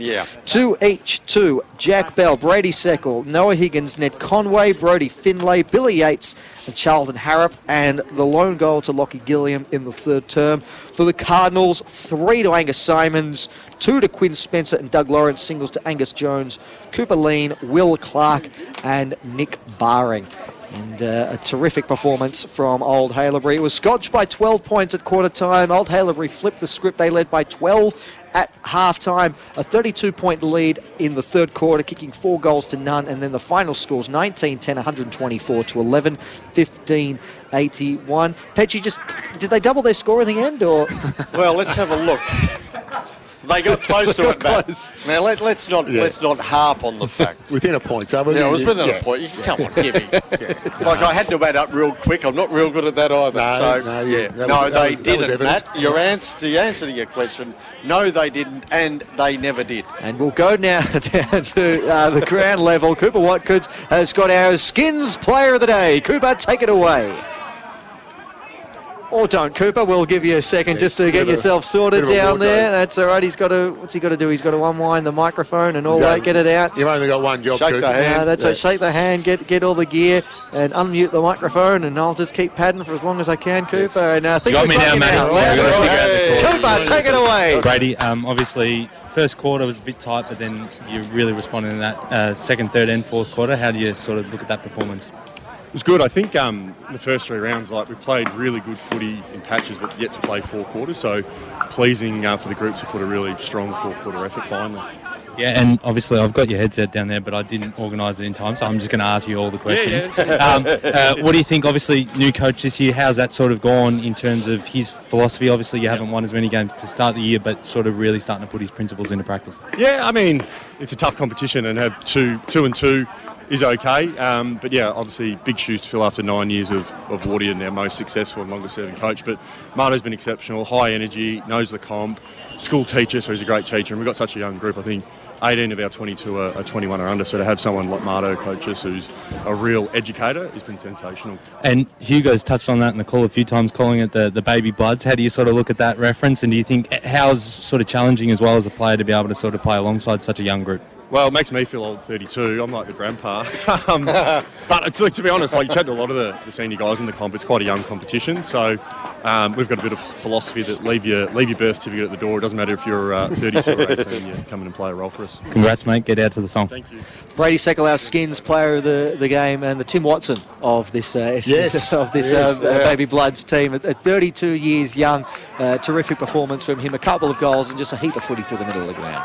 No, he's a very good sort of leader on the ground, the way he directs the traffic out there, and he's always in and under. You can't question the Seckles, the way they go about it, and their love for the club too. So to see an older statesman like that still be playing good footy, and he's a very important part of that team as well. In that midfield, he's that sort of defensive mid. He provides a lot of drive, and 3-time best and fairest. 3-time best and fairest. Yeah, what did you say? 2012 was the first one, 2012 was his first, yeah. Amazing. So, they're an exciting team, the Baby Bloods, and I think we're going to see some big things from them this year. I think we'll be going with that tag throughout the course, and we'll make sure to give you credit for that on the For the Love of the Game podcast, Hugo, no doubt. Absolutely. The post-match, thanks to Australian Venue Company, a platinum partner who provide over 200 Australia's most loved pubs, bars and event spaces, including the 2 that directly support Old Scotch, the Auburn and Hawthorn hotels. If you're an Old Scotch member, incidentally, you can get a 10% discount on food and drinks via the Pass app. So for Old Scotch members out there, that's a special for you. Around the grounds for Buxton, Hampton East. Now, there's a bit of back and forth going on through some of these games, Hugo Higginbotham, but you've got the scores, so do indulge us. Yes, so Uni Blacks have done the impossible and beaten Brighton down at Brighton Beach Oval. So the streak's over, I think, Matty. Yes, the streak's over. 11-12-78 defeated Brighton. 11-10-76, really tight one there. St Kevin's has got up at Uni Oval. 14-8-92 over Uni Blues.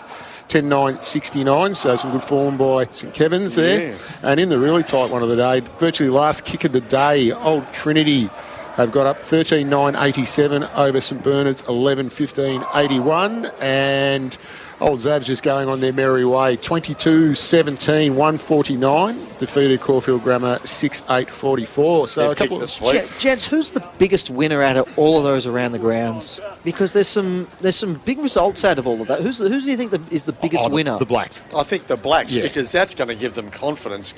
They're not a bad side. Like they were last year. They were always nipping at heels last year. Yeah. That's going to give the Blacks a real good boost, I'd say. That's a big result. Absolutely their form coming into this game has been a little bit questionable. They probably underperformed a little bit, but to beat Brighton there for the first time, I mean, they've lost at that ground. That's 20 and done, so the streak ends at 20. The last team to beat Old Brighton at Brighton Beach Oval. Do either of you know who it was? Was it Uni Blacks? It was Uni Blacks, late 2023. Yeah, and I think I was there that day. So very vivid in my memory. Yes. That was a guess. Did you call the result for Old Brighton at any point in the last quarter? I can't remember even being there. What's helped Blacks today is if you look at the weather, it's still. Yeah. Usually you go down there. I mean, we called a game there a few weeks ago, Matty, and the wind was blowing a gale. Yeah. And Brighton kicked 8 in the first quarter. So That's a very good win. It's a great win. That blows the competition wide open Well, now. it does. Now it opens the door, doesn't it? Like their first win for the season, and then you've got other sides at the top of the ladder who have struggled a bit as well. And look, in saying that too, that's a massive win for St Kevin's. Yeah. Blues have been in good form. Yeah, that was the other one. Look, St Kevin's were pretty good the other week when we saw them against Brighton. Aside from one quarter, they won 3/4 of the game, but not enough. Yeah, but they were blown away in the first. Yeah, and then this result here, this is massive as well. So there's 3 big results. I mean, that's sort of that's what you want to see. Yeah, especially with look. We said this before the game that with the ins today, we expected Scotch to get up and win. Yeah, well, we did say we thought it'd be close, but Scotch firstly got beaten at their own game out there a little bit. The way that ball moved and the transition and the slingshot. It was unbelievable how they moved the ball. Haileybury today, it was terrific. I haven't seen them for quite a long time. That was terrific the way they moved today. Yeah. And the injection of youth into the side, you can't beat that. No, you can't. And that's the injection of youth also brings that youthful experience. That they want to win. They want to get to the footy. They want to do their best. Well, they let things go very quickly. I've always said young guys are goldfish, and the younger they are, they've got a 3-second memory, so they don't care about the mistake they've made. And that's the generation too. Get on with it. You're not allowed to tell them they've done anything wrong. Yeah. So. No, they suck up. Oh, absolutely they do. Yeah, I know. Yeah. So try telling me. Some of the just continuing on the round of grounds for Prem B, Collegians big win over Old Geelong, 18-15, 123 to 4-5-29. Chelmsworth Park, an absolute ripper. I think this one is still going late in the final term. Old Ivanhoe 16-13, 109. Old Carey 15-10, 100. Who'd you go for there? You're the expert. Probably the team that's losing. Well, you wouldn't have tipped against Carey. They were on fire. De La Salle got the win over Ajax, 14-10, 94 to 11-9, 75, a 19-point win. Williamstown CYMS getting the job done over Beau Morris by 7 points at Fearon Park, 12-10, 82 to 11-9, 75. And the other match that is still in play late in the final term, we're just approaching 30 minutes now. Old Camberwell and Old Melburnians. Old Melburnians 9-8, 62. Old Camberwell 8-10, 58. So we've had a couple of close games across Prem A and Prem B this afternoon, which is always great for the competition. Includes some of our other categories. The mark of the day for Bendigo Bank Inner East. Gents, there were some good ones in the first half. Any in the second half, Hugo, that you thought took the cake? I thought that one on the wing right in front of us, that was Townsend for Scotch. I thought that was an excellent fly. So we'll go with Townsend. Yes. Coop, you want to? Yeah, well, I was actually going to say it wasn't a mark in the end, but it was a great call from you, Matty. Angus Jones nearly hit the roof, and there is no roof here. That's how I got. It was unbelievable. That's the attempt of the year, putting that one down. There's not going to be a better attempt than that one sideways. for sure. Owned by the local people of Ashburton, Baldwin, Canterbury and Surrey Hills, the Community Bank delivers all your personal and business banking needs and invests profits back into the community, including electronic scoreboard and goal nets for Old Scotch. The goal of the day for Bedell Body Corporate Management, gentlemen. Well, Petchy, anything you've seen that you like? Actually, you're a bit of a goldfish. You've got a 3-second memory, so you'll struggle with that. It doesn't last long. Yeah, I know. No, you're right. Look, you know what I liked? I like Brady Seckles' goal out of the middle when he read the room beautifully in there and he just drilled. It was beautiful to watch. Because running like that, you still have to execute. No, that's right. And I just believe, and I think I said at the time, that was just reading the play beautifully. Yep. He was there at the right time. They gave it off. He kicked the goal. That was a ripper. I think that might have really set them alight, that goal that Seckle did kick. Yes, very true. Cooper, you had actually, I can't remember which player it was, Matty, and you'd be able to tell me, but was in sort of under the lights on that far corner there that kicked one late in that fourth term, a set shot from about 50 out. That was a great one. But just to jump in, mate, if you're going to bring something to this, you've got to have the players. You're asking too much. I have to do the interview by myself. Hugo, seriously. We'll bail you out this time. I believe that was I tend to agree with Cooper there. Hugo? I believe that was Ned Conway's second. Yeah, that's what it was, Hugo. Yeah, I knew it. Thanks, Coop. And the Angus Simons goal in the second term. Yeah, a lot of hard running as well. Any bloke that kicks a goal wearing sleeves, we're always pretty happy with. Bedell Body Corporate Management, leaders in body corporate services for 30 years.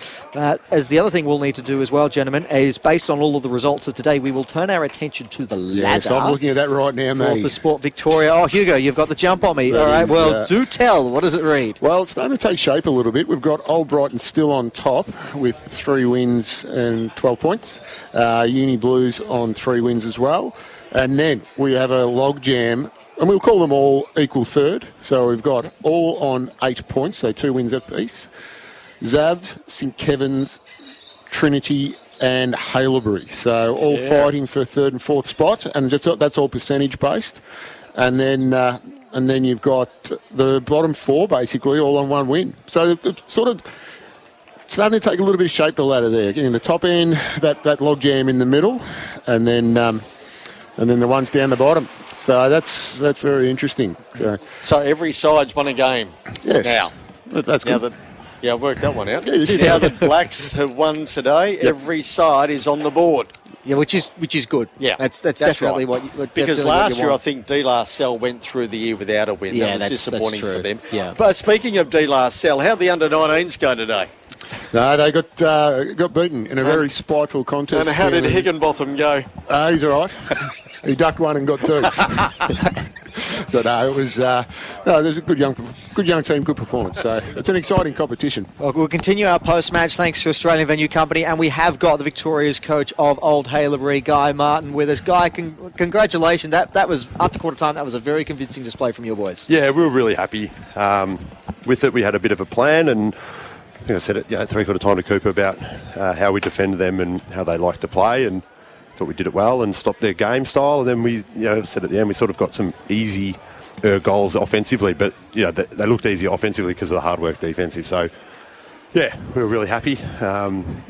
We're young, we're going to be having inconsistent moments, but we've shown what our ceiling is. We just got to make probably the poor periods happen less and the good periods happen more. Seems pretty simple, doesn't it? It's definitely an exciting brand you're playing there, Guy. What am I talking to? Definitely an exciting brand you're playing there. It seems like the players have just got that licence because they took it on every time. That dangerous kick, they took it on, very rarely turn it over. Yeah. But they don't go into their shells either. They kept trying and trying, and it paid dividends. Today was probably the best of that, though. Over our first 3 weeks, we probably didn't do that enough. And trying to find the right balance of going direct and not overusing it. And then I think some of the guys fell into the trap of we just got to go long and bomb in it. So it's like we spoke a fair bit during the week about that. And then when it was raining early, I thought it's not a bad week to go about that style. So I was pretty happy it dried up. And we have to control the ball a little bit better. We have to control the ball a little bit better at times rather than just giving it up, because we're not a huge, big contested side in the air or on the ground, but we're much better at that today. And we're sort of running with the Baby Bloods theme with our age, and although I'm not a big Essendon fan, I've sort of looked into that 93 premiership a little bit, and play with a little bit of flair and excitement and take the game on. And it's a bit cliched now with the Melbourne stuff, but you want to have fun while you're playing as well. That's exactly right, Guy. Have fun. Have fun. The boys have fun. That's right. We've been pretty good over the fourth quarter against Caulfield. Going to come back to bite us potentially. You take that away, and we're 3-1, and we've gone pretty close to. We went well with Brighton for 2.5, 3 quarters. Which is probably where we're at. So we've got some improvements, but Oh, you're building all the time. Yeah. And that's the key, is just keep building with this group that you've got. Like your reserves obviously didn't do too well today. No, it's an issue. And 19's going strong though. Yeah.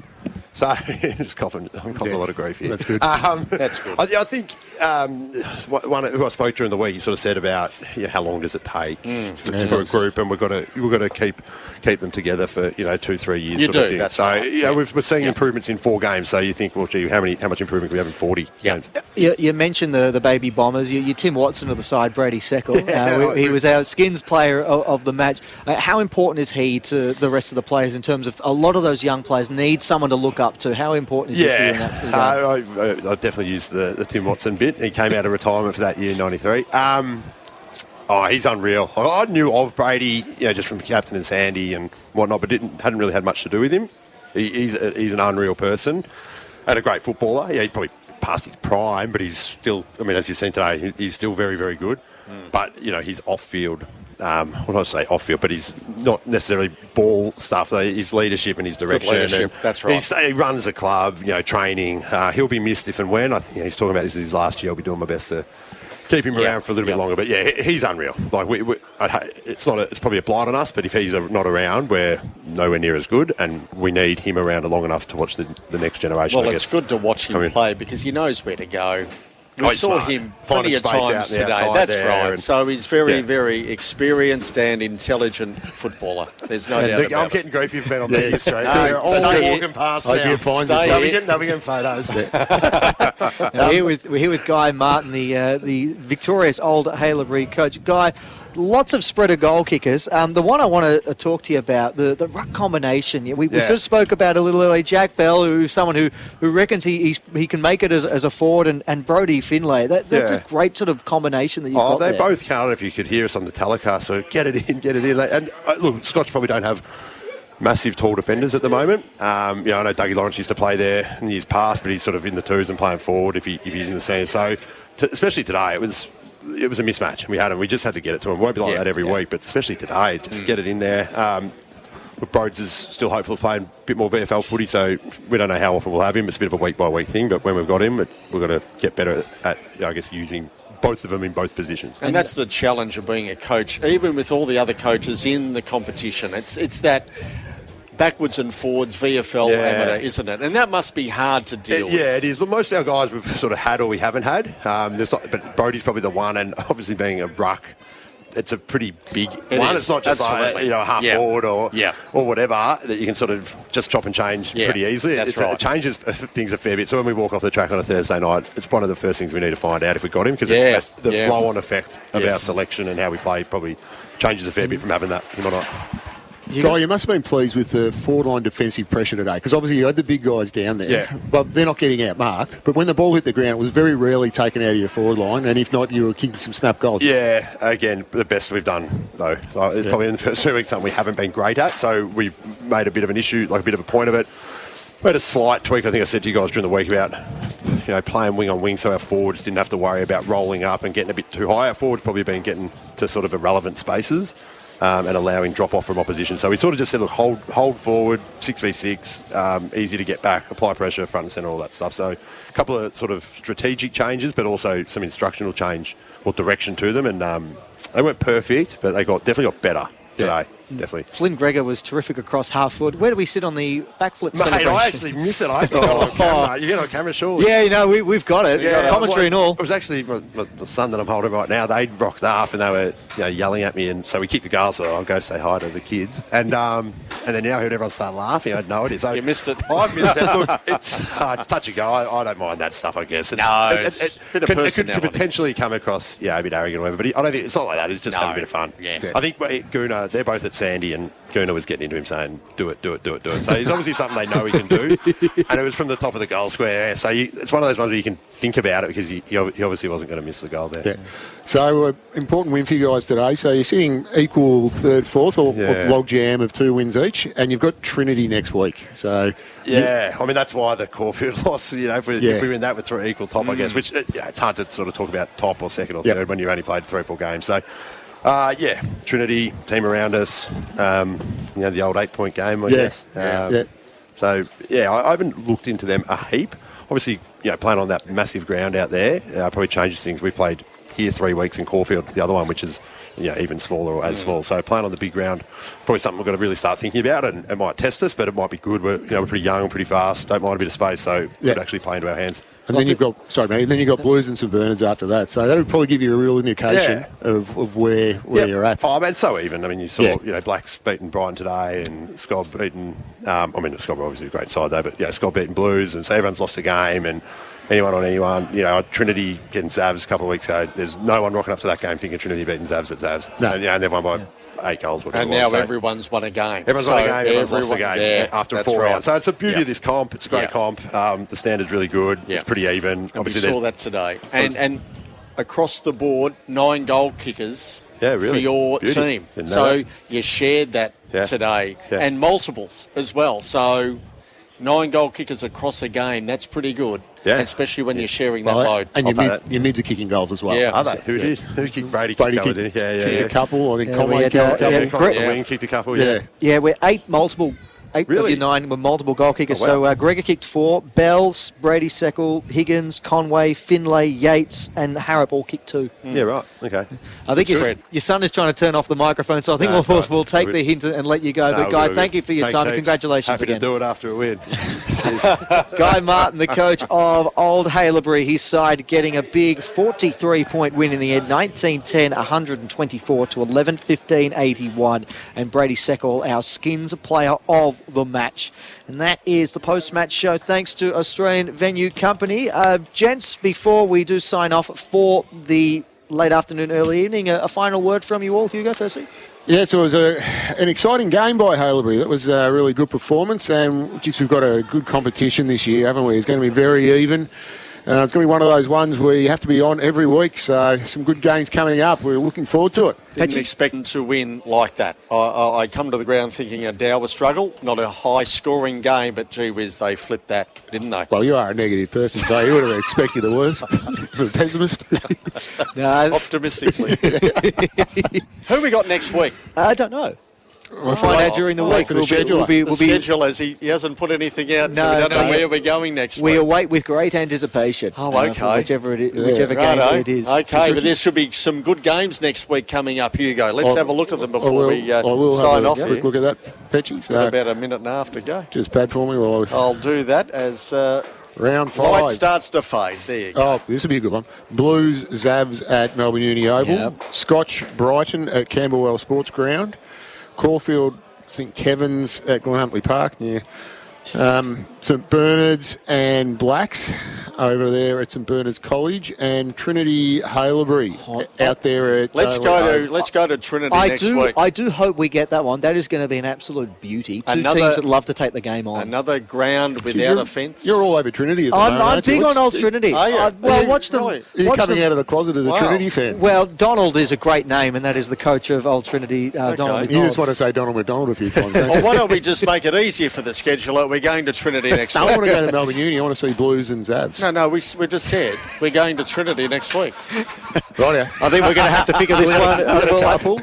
We'll have to figure this one out off air, gents. It's not that far. Yes, it is. It's Bulleen. Yeah, exactly. Once you get there, you'll enjoy it. I don't go that far from your holidays. We'll sort it out during the week. But a big thank you to both of you. To Cooper Watkins on the boundary. He's been terrific all day. Hugo, special comments thanks to Hit IQ, your expert comments rather. Expert. Thank you. Thank you. My co-caller Petchy, it is always a pleasure. Yes, it's great to have you back. Aloha. Aloha to you. And what up with that flower?